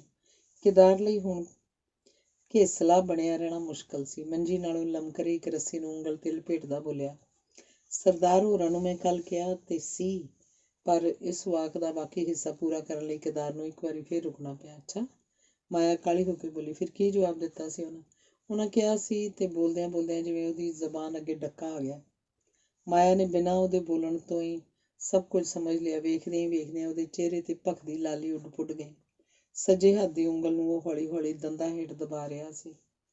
ਤਾਂ ਤੇ ਬੜੀ ਮਾਇਆ ਰੁੱਕ ਕੇ ਬੋਲੀ, ਅੱਛਾ ਕੋਈ ਗੱਲ ਨਹੀਂ, ਤੂੰ ਅੱਜ ਚਿੱਠੀ ਤੇ ਲਿਖ ਛੱਡ ਵੀਣਾ ਦੇ ਭਾਪੇ ਨੂੰ। ਆਪੇ ਆ ਕੇ ਕੋਈ ਨਾ ਕੋਈ ਬੰਦੋਬਸਤ ਕਰ ਲਏਗਾ। ਚਾਰੇ ਬੰਨੇ ਹੋਰ ਕੁਝ ਨਾ ਸਰਿਆ ਤਾਂ ਆਹ ਮਕਾਨ ਗਹਿਣੇ ਧਰ ਕੇ ਕੰਮ ਸਾਰ ਲਵਾਂਗੇ। ਦਮ ਸਲਾਮਤ ਰਹਿਣ ਫਿਰ ਛੁਡਾ ਲਾਂਗੇ। ਵੇਲਾ ਤੇ ਕਿਸੇ ਤਰ੍ਹਾਂ ਸਾਰਨਾ ਹੀ ਹੋਇਆ। ਕੇਦਾਰ ਨੇ ਸਿਰ ਚੁੱਕਿਆ। ਉਹਨੇ ਵੇਖਿਆ ਜਿਵੇਂ ਮਾਇਆ ਦੀਆਂ ਅੱਖਾਂ ਦੀ ਨਿਰਾਸ਼ ਤੱਕਣੀ ਉਹਨੂੰ ਲਾਹਨਤਾਂ ਪਾਉਂਦੀ ਵੰਗਾਰ ਰਹੀ ਸੀ। ਤੂੰ ਜੋ ਹਾਮੀ ਭਰੀ ਸੀ ਤੇ ਸ਼ਾਇਦ ਇਹ ਆਵਾਜ਼ ਸੱਚਮੁੱਚ ਮਾਇਆ ਦੇ ਅੰਦਰੋਂ ਉੱਠ ਰਹੀ ਹੋਏਗੀ। ਜ਼ਬਾਨ ਤੱਕ ਉਹ ਨਾ ਲਿਆ ਸਕੇ। ਕੇਦਾਰ ਲਈ ਹੁਣ ਉੱਥੇ ਬੈਠਣਾ ਮੁਸ਼ਕਿਲ ਹੋ ਗਿਆ। ਉਹ ਜਾਵਾਂ ਦੇਰ ਹੋ ਰਹੀ ਹੈ ਕਹਿ ਕੇ ਉੱਠਿਆ ਤੇ ਉੱਠਣ ਲੱਗਿਆ ਉਹਦੀ ਨਜ਼ਰ ਇੱਕ ਵਾਰੀ ਫੇਰ ਅੰਦਰ ਵੀਣਾ ਦੇ ਮੰਜੇ ਤੇ ਜਾ ਪਈ। ਵੀਣਾ ਦਾ ਮੰਜਾ ਇੰਨਾ ਦੂਰ ਨਹੀਂ ਸੀ ਕਿ ਉਹ ਇਹਨਾਂ ਦੋਹਾਂ ਦੀ ਗੱਲ ਕਥ ਨਾ ਸੁਣ ਸਕਦੀ। ਕੇਦਾਰ ਨੇ ਵੇਖਿਆ ਉਸੇ ਤਰ੍ਹਾਂ ਪਰਲੇ ਪਾਸੇ ਮੂੰਹ ਕੀਤੀ ਪਈ ਸੀ। ਜੁੱਤੀ ਪਾ ਕੇ ਜਦੋਂ ਬਾਹਰ ਨਿਕਲਣ ਲੱਗਾ ਤਾਂ ਉਹਨੂੰ ਪਿਛਲੇ ਬੰਨਿਓ ਕਿਸੇ ਦੇ ਠੰਡਾ ਸਾਹ ਭਰਨ ਦੀ ਆਵਾਜ਼ ਸੁਣਾਈ ਦਿੱਤੀ। ਕੋਸ਼ਿਸ਼ ਕਰਨ ਤੇ ਵੀ ਉਹ ਸਮਝ ਨਾ ਸਕਿਆ ਕਿ ਆਵਾਜ਼ ਮਾਇਆ ਦੀ ਸੀ ਕਿ ਵੀਣਾ ਦੀ। ਦਹਿਲੀਜ਼ਾਂ ਚੋਂ ਨਿਕਲ ਲੱਗਿਆ ਉਹਨੇ ਇੱਕ ਵਾਰੀ ਫੇਰ ਪਿਛਾਂਹ ਤੱਕਿਆ। ਮਾਇਆ ਹੱਥ ਉੱਤੇ ਠੋਡੀ ਟਿਕਾ ਕੇ ਉਸੇ ਤਰ੍ਹਾਂ ਗਿੱਚੀ ਸੁੱਟੀ ਬੈਠੀ ਸੀ। ਵੀਣਾ ਨੇ ਉਰਾਂ ਪਾਸਾ ਪਰਤਿਆ ਹੋਇਆ ਸੀ। ਸ਼ਾਇਦ ਉਹ ਬਾਹਰਲੇ ਬੂਹੇ ਵੱਲ ਤੱਕ ਰਹੀ ਸੀ, ਪਰ ਜਿਉਂ ਹੀ ਆਪਣੇ ਉੱਤੇ ਉਹਨੇ ਕੇਦਾਰ ਦੀ ਨਜ਼ਰ ਪੈਂਦੀ ਤੱਕੀ, ਝੱਟ ਹੀ ਉਸ ਮੂੰਹ ਦੂਜੇ ਪਾਸੇ ਕਰ ਲਿਆ। ਕੇਦਾਰ ਇਸ ਵੇਲੇ ਬਾਜ਼ਾਰ 'ਚ ਤੁਰਿਆ ਜਾ ਰਿਹਾ ਸੀ। ਉਹਨੂੰ ਮਾਲੂਮ ਹੁੰਦਾ ਸੀ ਜਿਵੇਂ ਦੁਕਾਨ ਤੇ ਪਹੁੰਚਣ ਤੀਕ ਉਹਦੇ ਸਿਰ 'ਚ ਸਿੰਘ ਉੱਗ ਆਉਣਗੇ, ਅਥਵਾ ਹੋਰ ਕੋਈ ਅਚੰਭਾ ਜਿਹੀ ਸ਼ਕਲ ਉਹਦੀ ਬਣ ਜਾਏਗੀ, ਜਿਹਨੂੰ ਨਾ ਉਹਦਾ ਮਾਲਕ ਪਛਾਣ ਸਕੇਗਾ, ਨਾ ਕੋਈ ਹੋਰ ਤੇ ਨਾ ਉਹ ਆਪ। ਵਿੱਤੋਂ ਵੱਧ ਚੌੜੀ ਖਾਲ ਨੂੰ ਟੱਪਣ ਲੱਗਿਆ ਡਿੱਗ ਪੈਣ ਦਾ ਸਹਿਮ ਜਿਸ ਤਰ੍ਹਾਂ ਆਦਮੀ ਦੇ ਕਦਮ ਰੋਕ ਲੈਂਦਾ ਹੈ, ਕੁਝ ਇਸੇ ਤਰ੍ਹਾਂ ਹੀ ਕੇਦਾਰ ਦੇ ਮਨ ਦੀ ਅਵਸਥਾ ਸੀ। ਸੱਚਮੁੱਚ ਦੁਕਾਨ ਤੇ ਪਹੁੰਚਣ ਤੀਕ ਉਹ ਆਪਣੇ ਆਪ ਨੂੰ ਬਿਲਕੁਲ ਵਟਿਆ ਹੋਇਆ ਮਹਿਸੂਸ ਕਰਨ ਲੱਗਾ। ਮਾਲਕ ਨੇ ਤਾਂ ਉਹਨੂੰ ਪਛਾਣ ਲਿਆ, ਪਰ ਸ਼ਾਇਦ ਉਹ ਆਪਣੇ ਆਪ ਨੂੰ ਨਹੀਂ ਪਛਾਣ ਸਕਿਆ। ਉਹ ਇਸ ਵੇਲੇ ਇਸੇ ਗੱਲ ਨੂੰ ਸੋਚ ਰਿਹਾ ਸੀ, ਕੀ ਮੈਂ ਉਹੀ ਹਾਂ ਜਿਹੜਾ ਕੱਲ੍ਹ ਸਾਂ? ਸੱਚਮੁੱਚ ਮੇਰੇ ਸਿਰ ਉੱਤੇ ਸਿੰਘ ਉਗਾਏ ਜਾਂ ਉੱਗਣ ਵਾਲੇ ਨੇ? ਅੰਗ 12ਵਾਂ। ਸੋਲ ਦਿਲ ਬਾਲੜੀ ਲਈ ਇਹ ਬਿਲਕੁਲ ਅਣਸਮਝੀ ਤੇ ਅਨੋਖੀ ਉਲਝਣ ਸੀ। ਉਹਨੂੰ ਜਾਪਦਾ ਸੀ ਜਿਵੇਂ ਇਸ ਇੱਕੋ ਰਾਤ ਵਿੱਚ ਉਹਦੀ ਉਮਰ 10-20 ਵਰ੍ਹੇ ਵਡੇਰੀ ਹੋ ਗਈ। ਜਿਸ ਵੀਣਾ ਨੂੰ ਖੇਡਣ ਕੁੱਦਣ ਤੋਂ ਛੁੱਟ ਹੋਰ ਕੋਈ ਫਿਕਰ ਫਾਕਾ ਨਹੀਂ ਸੀ, ਜਿਹੜੀ ਆਪਣੇ ਆਪ ਨੂੰ ਤਿੱਤਲੀ ਨਾਲ ਵੀ ਹੌਲੀ ਸਮਝ ਕੇ ਸੁੱਖ ਸੁਪਨਿਆਂ ਦੇ ਮੰਡਲਾਂ 'ਚ ਉੱਡਦੀ ਫਿਰਦੀ, ਉਹ ਵੀਣਾ ਇਸ ਇੱਕੋ ਰਾਤ ਦੇ ਅਸਰਾਂ ਹੇਠ ਆਪਣੇ ਆਪ ਨੂੰ ਇੰਨੀ ਬੋਝਲ ਮਹਿਸੂਸ ਕਰ ਰਹੀ ਸੀ ਜਿਵੇਂ ਆਪਣੇ ਭਾਰ ਨਾਲ ਆਪ ਹੀ ਪੀਠੀ ਜਾ ਰਹੀ ਹੋਵੇ। ਉਹਨੇ ਸਾਰੀ ਰਾਤ ਅੱਖਾਂ 'ਚ ਕੱਟੀ। ਇਸੇ ਬੇਆਰਾਮੀ ਨੂੰ ਨੀਂਦੇ ਦਾ ਰੂਪ ਦਿਨ ਚੜ੍ਹਦੇ ਨੂੰ ਉਹ ਬੁਖਾਰ ਨਾਲ ਭੁੱਜ ਰਹੀ ਸੀ। ਸਵੇਰੇ ਕੇਦਾਰ ਆਇਆ ਤੇ ਆ ਕੇ ਚਲਾ ਗਿਆ। ਵੀਣਾ ਨੇ ਉਹਨੂੰ ਵੇਖਿਆ ਤੇ ਵੇਖ ਕੇ ਮੂੰਹ ਮੋੜ ਲਿਆ। ਜਿੰਨਾ ਚਿਰ ਉਹ ਬੈਠਾ ਰਿਹਾ, ਉਹ ਆਪਣੇ ਆਪ ਤੋਂ ਪੁੱਛਦੀ ਰਹੀ, ਇਹ ਕਿਉਂ? ਤੇ ਉਹਦੀ ਅੰਤਰ-ਆਤਮਾ ਉੱਤਰ ਦਿੰਦੀ, ਇਸ ਲਈ ਕਿ ਇਹ ਉਹ ਨਹੀਂ। ਫਿਰ ਅੰਦਰੋਂ ਸਵਾਲ ਉੱਠਦਾ, ਪਰ ਕਿਉਂ? ਉੱਤਰ ਮਿਲਦਾ, ਕਿਉਂਕਿ ਵੀਰ ਨਹੀਂ ਰਿਹਾ। ਵੀਰ ਦੇ ਥਾਂ ਕੁਝ ਹੋਰ ਬਣ ਗਿਆ ਜਾਂ ਬਣਨਾ ਚਾਹੁੰਦਾ। ਤੇ ਜਿਉਂ ਹੀ ਉਹ ਕੁਝ ਹੋਰ ਦੀ ਸੰਭਾਵਨਾ ਵੀਣਾ ਦੇ ਦਿਲ ਅੱਗੋਂ ਲੰਘਦੀ, ਵੀਣਾ ਨੂੰ ਜਾਪਦਾ ਜਿਵੇਂ ਉਹਦੀ ਕੋਈ ਕੀਮਤੀ ਚੀਜ਼ ਗੁਆਚ ਗਈ ਹੈ, ਜਿਹੜੀ ਸ਼ਾਇਦ ਕਦੇ ਨਹੀਂ ਲੱਭੇਗੀ। ਘੜੀ ਮੁੜੀ ਤੇ ਵਾਰੋ ਵਾਰੀ ਇਹ ਦੋ ਚੀਜ਼ਾਂ ਰੇਲ ਦੀ ਸਾਵੀ ਲਾਲ ਝੰਡੀ ਵਾਂਗ ਵੀਣਾ ਦੇ ਸਾਹਮਣੇ ਆ ਜਾ ਰਹੀਆਂ ਸਨ। ਵੀਰ, ਕੁਝ ਹੋਰ। ਵੀਰ, ਕੁਝ ਹੋਰ। ਪਹਿਲੇ ਸ਼ਬਦ ਦਾ ਅਨੁਭਵ ਉਹਦੀ ਰਗ-ਰਗ 'ਚ ਮਿਠਾਸ ਭਰ ਦਿੰਦਾ। ਦੂਜੇ ਸ਼ਬਦ ਦਾ ਅਹਿਸਾਸ ਪੈਦਾ ਹੁੰਦਿਆਂ ਵੀਣਾ ਦੇ ਦਿਲ 'ਚੋਂ ਕੋਈ ਅੱਗ ਦੀ ਲਾਟ ਉੱਠਦੀ, ਜਿਹੜੀ ਉਹਦੀਆਂ ਹੱਡੀਆਂ ਪਸਲੀਆਂ ਨੂੰ ਲੂਹ ਜਾਂਦੀ। ਕੇਦਾਰ ਘਰ ਵੱਲ ਆਇਆ। ਵੀਣਾ ਨੇ ਉਹਨੂੰ ਵੇਖਿਆ। ਕੇਦਾਰ ਨੇ ਉਹਦੀ ਨਬਜ਼ ਫੜੀ। ਵੀਣਾ ਨੇ ਉਹਦੀ ਛੋਹ ਮਹਿਸੂਸ ਕੀਤੀ। ਕੇਦਾਰ ਬੋਲਿਆ। ਵੀਣਾ ਦੇ ਕੰਨਾਂ ਨੇ ਉਹਦੀ ਆਵਾਜ਼ ਸੁਣੀ, ਪਰ ਇਹ ਸਭ ਕੁਝ ਉਹਨੂੰ ਇਉਂ ਜਾਪਿਆ ਜਿਵੇਂ ਕਿਸੇ ਮਦਾਰੀ ਦਾ ਤਮਾਸ਼ਾ ਹੋ ਰਿਹਾ ਹੋਵੇ। ਕਦੇ ਮਿੱਟੀ ਦੀ ਚੁਟਕੀ ਤੋਂ ਰੁਪਇਆ ਬਣ ਜਾਂਦਾ, ਕਦੇ ਰੁਪਏ ਤੋਂ ਮਿੱਟੀ, ਪਰ ਵਿੱਚ ਉਹਨੂੰ ਮਾਲੂਮ ਹੁੰਦਾ ਸੀ ਜਿਵੇਂ ਇੱਕ ਦੇ ਥਾਂ ਦੋ ਕੇਦਾਰ ਇਸ ਘਰ 'ਚ ਮੌਜੂਦ ਹਨ, ਇੱਕ ਵੀਰ ਤੇ ਦੂਜਾ ਕੁਝ ਹੋਰ। ਇੱਕ ਅੰਮ੍ਰਿਤ ਦਾ ਸੋਮਾ ਤੇ ਦੂਜਾ ਜ਼ਹਿਰ ਦਾ ਪਿਆਲਾ। ਇਸ ਵੇਲੇ ਵੀਣਾ ਦੀ ਰੂਹ ਪੁਕਾਰ ਕੇ ਕਹਿ ਰਹੀ ਸੀ, ਕੇਦਾਰ, ਉਹ ਮਿੱਠੇ ਵੀਰ, ਇਹ ਤੂੰ ਕੀ ਅਨਰਥ ਮਾਰਿਆ। ਕਾਸ਼ ਮੈਂ ਹਮੇਸ਼ਾ ਤੇਰੇ ਵਿੱਚੋਂ ਵੀਰ ਦਾ ਸੁਆਦ ਮਾਣ ਸਕਦੀ। ਕੇਦਾਰ ਦੇ ਮਾਇਆ ਵਿਚਾਲੇ ਜੋ ਗੱਲਾਂ ਹੋਈਆਂ, ਵੀਣਾ ਨੇ ਲਗਭਗ ਸਭ ਸੁਣੀਆਂ। ਉਹਦਾ ਮੂੰਹ ਭਾਵੇਂ ਪਰਲੇ ਪਾਸੇ ਸੀ, ਪਰ ਕੰਨ ਉਰਲੇ ਪਾਸੇ। ਮਾਇਆ ਦੇ ਉੱਤਰ ਵਿੱਚ ਕੇਦਾਰ ਨੇ ਜੋ ਕੁਝ ਕਿਹਾ, ਵੀਣਾ ਨੂੰ ਇਸੇ ਤਰ੍ਹਾਂ ਦੇ ਉੱਤਰ ਦੀ ਆਸ ਸੀ, ਸਗੋਂ ਇਦੋਂ ਵੀ ਵੱਧ ਰੁਪਇਆਂ ਵੱਲੋਂ ਸਾਫ਼ ਇਨਕਾਰ ਦੀ, ਜਿਹੜਾ ਹਾਲੇ ਕੇਦਾਰ ਨੇ ਸਪਸ਼ਟ ਸ਼ਬਦਾਂ 'ਚ ਨਹੀਂ ਸੀ ਕੀਤਾ। ਪਰ ਵੀਣਾ ਸਮਝ ਗਈ ਕਿ ਹੁਣ ਨਹੀਂ, ਸ਼ਾਮ ਤੱਕ ਸਹੀ, ਕੇਦਾਰ ਦੇ ਮੂੰਹੋਂ ਸਾਫ਼ ਨਿਕਲੇਗਾ ਕਿ ਬੇਜੀ ਰੁਪਏ ਦਾ ਕੋਈ ਬੰਦੋਬਸਤ ਮੈਂ ਨਹੀਂ ਕਰ ਸਕਿਆ। ਤੇ ਇਸ ਤੋਂ ਬਾਅਦ ਜਦੋਂ ਬੇਜੀ ਨੂੰ ਨਿਰਾਸਤਾ ਦੇ ਖੋਬੇ ਵਿੱਚ ਗਲ ਤੇ ਖੂਬੀ ਵੇਖੇਗਾ, ਫਿਰ ਕੀ ਹੋਏਗਾ? ਫਿਰ ਵੀਰ ਕੇਦਾਰ, ਕੁਝ ਹੋਰ। ਤੇ ਜੇ ਪਾਪਾ ਜੀ ਨੇ ਬੰਬਈਓਂ ਆ ਕੇ ਰੁਪਏ ਦਾ ਪ੍ਰਬੰਧ ਕਰ ਲਿਆ, ਦਾਜ ਦਾ ਸਾਰਾ ਮੁਕੰਮਲ ਕੰਮ ਕਰ ਲਿਆ, ਭਾਵੇਂ ਮਕਾਨ ਗਹਿਣੇ ਧਰ ਕੇ ਹੀ, ਫਿਰ ਕੇਦਾਰ ਦਾ ਕੀ ਬਣੇਗਾ? ਕੀ ਫਿਰ ਉਹ ਸਭ ਕੁਝ ਸੱਚਮੁੱਚ ਕਰ ਵਿਖਾਏਗਾ ਜੋ ਰਾਤੀ ਕਹਿੰਦਾ ਸੀ, ਕਿ ਮੇਰੀ ਅਪ੍ਰਾਪਤੀ ਦਾ ਸਦਮਾ ਉਹਨੂੰ ਸਦਾ ਲਈ ਖਤਮ ਕਰ ਦੇਵੇਗਾ? ਕੀ ਮੇਰਾ ਵੀਰ ਸਦਾ ਲਈ ਮਿਟ ਜਾਏਗਾ? ਤੇ ਜਦ ਕੇਦਾਰ ਉੱਠ ਤੁਰਿਆ, ਵੀਣਾ ਨੇ ਝੱਟ ਪਾਸਾ ਮੋੜ ਕੇ ਉਸ ਵੱਲ ਤੱਕਿਆ। ਪਰ ਜਿਉਂ ਹੀ ਬਾਹਰ ਜਾਂਦੇ ਕੇਦਾਰ ਦੀ ਨਜ਼ਰ ਉਸ ਉੱਤੇ ਪਈ, ਮਾਨੋ ਉਹਦੀਆਂ ਅੱਖਾਂ ਵਿੱਚ ਦੋ ਤੀਰ ਆ ਮੁੜੇ, ਕਿਉਂਕਿ ਇਹ ਨਜ਼ਰ ਵੀਰ ਕੇਦਾਰ ਦੀ ਨਹੀਂ, ਕਿਸੇ ਹੋਰ ਦੀ ਸੀ। ਇਸੇ ਕਰਕੇ ਉਹਨੇ ਝੱਟ ਮੂੰਹ ਮੋੜ ਲਿਆ। ਕੇਦਾਰ ਚਲਾ ਗਿਆ ਤੇ ਵੀਣਾ ਬਰਾਬਰ ਸੋਚ ਰਹੀ ਸੀ, ਕਿ ਮੈਂ ਉਹਨੂੰ ਨਫ਼ਰਤ ਕਰਨ ਲੱਗ ਪਈ ਹਾਂ? ਨਹੀਂ, ਬਿਲਕੁਲ ਨਹੀਂ। ਕੌਣ ਕਹਿੰਦਾ? ਪਰ ਉਹਦੀ ਨਜ਼ਰ ਆਪਣੇ ਉੱਤੇ ਪੈਂਦਿਆਂ ਹੀ ਕਿਉਂ ਮੇਰੇ ਦਿਲ ਨੂੰ ਕੁਝ ਇਸ ਤਰ੍ਹਾਂ ਜਾਪਿਆ ਸੀ ਜਿਵੇਂ ਉਹਨੂੰ ਨਫ਼ਰਤ ਕਰਦੀ ਹਾਂ। ਨਹੀਂ, ਮੈਂ ਕੇਦਾਰ ਨੂੰ ਨਫ਼ਰਤ ਕਰਾਂਗੀ? ਕੇਦਾਰ ਨੂੰ? ਵੀਰ ਨੂੰ?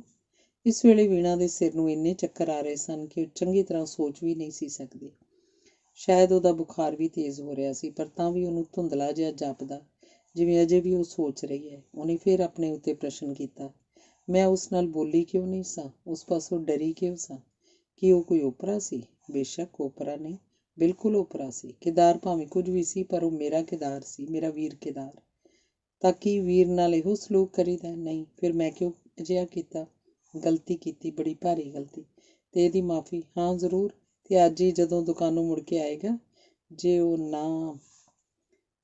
ਨਾ ਮੰਗੀ ਤਾਂ ਵਿਚਾਰੇ ਦਾ ਦਿਲ ਹੀ ਟੁੱਟ ਜਾਏਗਾ। ਕਿੰਨਾ ਕੋਮਲ ਦਿਲ ਹੈ ਉਹਦਾ, ਇੱਕ ਤੱਤੀ ਫੂਕ ਵੀ ਸ਼ਾਇਦ ਨਹੀਂ ਸਹਾਰ ਸਕਦਾ। ਤੇ ਉਸ ਰਾਤ ਵਾਲਾ ਵਰਤਾਓ ਨਿਹਾਇਤ ਭੈੜਾ, ਅੱਤ ਗਿਰਿਆ ਹੋਇਆ। ਫਿਰ ਖੈਰ, ਦੇਖੀ ਜਾਏਗੀ। ਇਹੋ ਜਿਹੇ ਅਨੇਕਾਂ ਪ੍ਰਸ਼ਨ ਉੱਤਰ ਵੀਣਾ ਦੇ ਅੰਦਰ ਕਿੰਨਾ ਹੀ ਚਿਰ ਜਾਰੀ ਰਹੇ। ਹਨੇਰੀ ਦੇ ਵਲੋਣੇ ਵਾਂਗ ਉਹ ਆਪਣੇ ਦੁਆਲੇ ਆਪ ਹੀ ਚੱਕਰ ਖਾਂਦੀ ਰਹੀ। ਸ਼ਾਮ ਤੱਕ ਵੀਣਾ ਦਾ ਬੁਖਾਰ ਉਤਰ ਗਿਆ ਸੀ। ਇੱਕੋ ਦਿਨ ਦੀ ਬਿਮਾਰੀ ਨੇ ਉਹਦਾ ਲਹੂ ਦਾ ਕਾਫੀ ਹਿੱਸਾ ਚੂਸ ਲਿਆ ਸੀ, ਜਿਸ ਨਾਲ ਉਹਦਾ ਚਿਹਰਾ ਹੋਰ ਵੀ ਸੋਹਣਾ ਤੇ ਅੱਖਾਂ ਪਹਿਲਾਂ ਨਾਲੋਂ ਵੀ ਮੋਟੀਆਂ ਜਾਪਣ ਲੱਗ ਪਈਆਂ ਸਨ। ਕੇਦਾਰ ਨਾ ਦੁਪਹਿਰੇ ਘਰ ਆਇਆ ਤੇ ਨਾ ਹੀ ਸ਼ਾਮ ਨੂੰ। ਵੀਣਾ ਦਾ ਸਾਹ ਸੁੱਕਦਾ ਜਾ ਰਿਹਾ ਸੀ। ਮਤੇ ਕੋਈ ਕਾਰਾ ਘਰ ਬਏ। ਮਾਇਆ ਵੀ ਘਬਰਾ ਰਹੀ ਸੀ।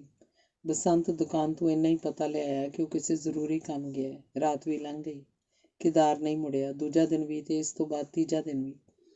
ਵੀਣਾ ਦਾ ਦਿਲ ਘਟਦਾ ਜਾ ਰਿਹਾ ਸੀ। ਮਾਇਆ ਦੀ ਕੋਠੀ ਕੰਬ ਰਹੀ ਸੀ। ਜਿਉਂ-ਜਿਉਂ ਵਕਤ ਬੀਤਦਾ ਗਿਆ, ਵੀਣਾ ਦੇ ਦਿਲੋਂ ਉਹਦੇ ਮੁੜਨ ਦੀ ਉਮੀਦ ਮੁੱਕਦੀ ਗਈ।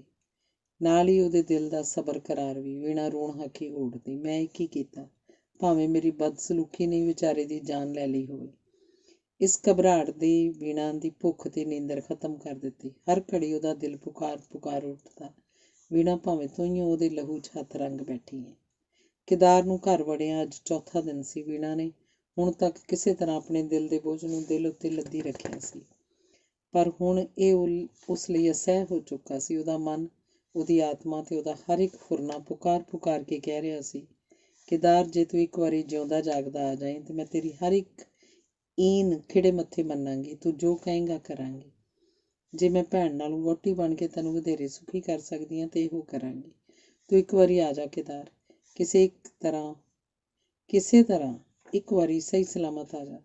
ਦੁਪਹਿਰ ਦੇ ਰੋਟੀ ਟੁੱਕ ਤੋਂ ਵਿਹਲੀ ਹੋ ਕੇ ਮਾਇਆ ਵੀਣਾ ਕੋਲ ਆ ਬੈਠੀ ਤੇ ਉਹਨੂੰ ਕਹਿਣ ਲੱਗੀ, ਵੀਣੀ, ਤੂੰ ਹੀ ਆਪਣੇ ਪਾਪਾ ਜੀ ਨੂੰ ਇੱਕ ਖੱਤ ਲਿਖ ਦੇ। ਥੋੜ੍ਹੀ ਗੋਟਾ ਕਿਨਾਰੀ ਲੈ ਆਵਾਂਗੀ, ਕੁਝ ਹੌਲੀ ਹੌਲੀ ਮੈਂ ਕਹਾਂਗੀ, ਕੁਝ ਵੀਣੀ ਕਰ ਲਏਗੀ। ਤੂੰ ਹੀ ਆਪਣੇ ਪਾਪਾ ਜੀ ਨੂੰ ਇੱਕ ਖੱਤ ਲਿਖ ਛੱਡਦੀ ਆਂ। ਕੇਦਾਰ ਤੇ ਚੌਥੇ ਦਿਨ ਦਾ ਵੜਿਆ ਹੀ ਨਹੀਂ। ਚੱਲ ਨਾ ਸਹੀ, ਬਗਾਨੇ ਪੁੱਤਰਾਂ ਉੱਤੇ ਜ਼ੋਰ ਥੋੜ੍ਹਾ ਹੁੰਦਾ। ਸੱਚ ਕਹਿੰਦੇ ਨੇ, ਲਹੂ ਸੋ ਲਹੂ, ਪਾਣੀ ਸੋ ਪਾਣੀ। ਪਰ ਬੇਜੀ, ਵੀਣਾ ਨੇ ਉਦਾਸ ਅੱਖਾਂ ਬੇਵੱਲ ਚੁੱਕ ਕੇ ਕਿਹਾ, ਮੈਨੂੰ ਤੇ ਪਾਪਾ ਜੀ ਦੇ ਐਡਰੈਸ ਦਾ ਵੀ ਨਹੀਂ ਪਤਾ। ਗੁੱਸੇ ਨਾਲ ਖਿੱਚ ਕੇ ਮਾਇਆ ਬੋਲੀ, ਤੂੰ ਵੀ ਤੇ ਨਿਰਾ ਪੂਰਾ ਬੁੱਥਾ ਹੀ ਹੈ। ਭਲਾ ਪਤਾ ਵੀ ਤੇ ਇੱਥੋਂ ਨਹੀਂ ਸੀ ਲਿਖਾ ਲਈਦਾ।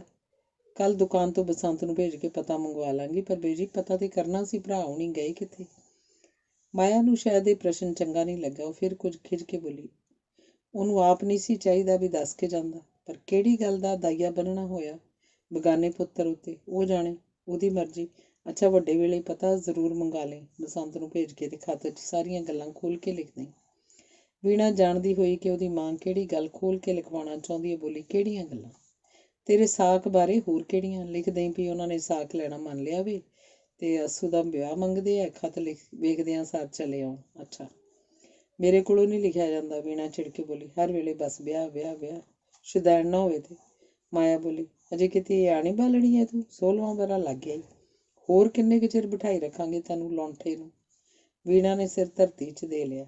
ਮਾਇਆ ਨਹੀਂ ਵੇਖ ਸਕੀ ਕਿ ਇਸ ਵੇਲੇ ਵੀਣਾ ਦੀਆਂ ਅੱਖਾਂ 'ਚ ਕੀ ਕੁਝ ਸੀ। ਸ਼ਾਇਦ ਕੋਈ ਮਾਂ ਜਿਹਦੇ ਹਿਰਦੇ 'ਚ ਬੱਚੀ ਦੀ ਮਾਂ ਦੀ ਮੁਰਾਦ ਮਚਲ ਰਹੀ ਹੋਵੇ, ਅਜਿਹੇ ਵੇਲੇ ਬਹੁਤੀਆਂ ਬਰੀਕ ਚੀਜ਼ਾਂ ਨੂੰ ਨਹੀਂ ਵੇਖ ਸਕਦੀ।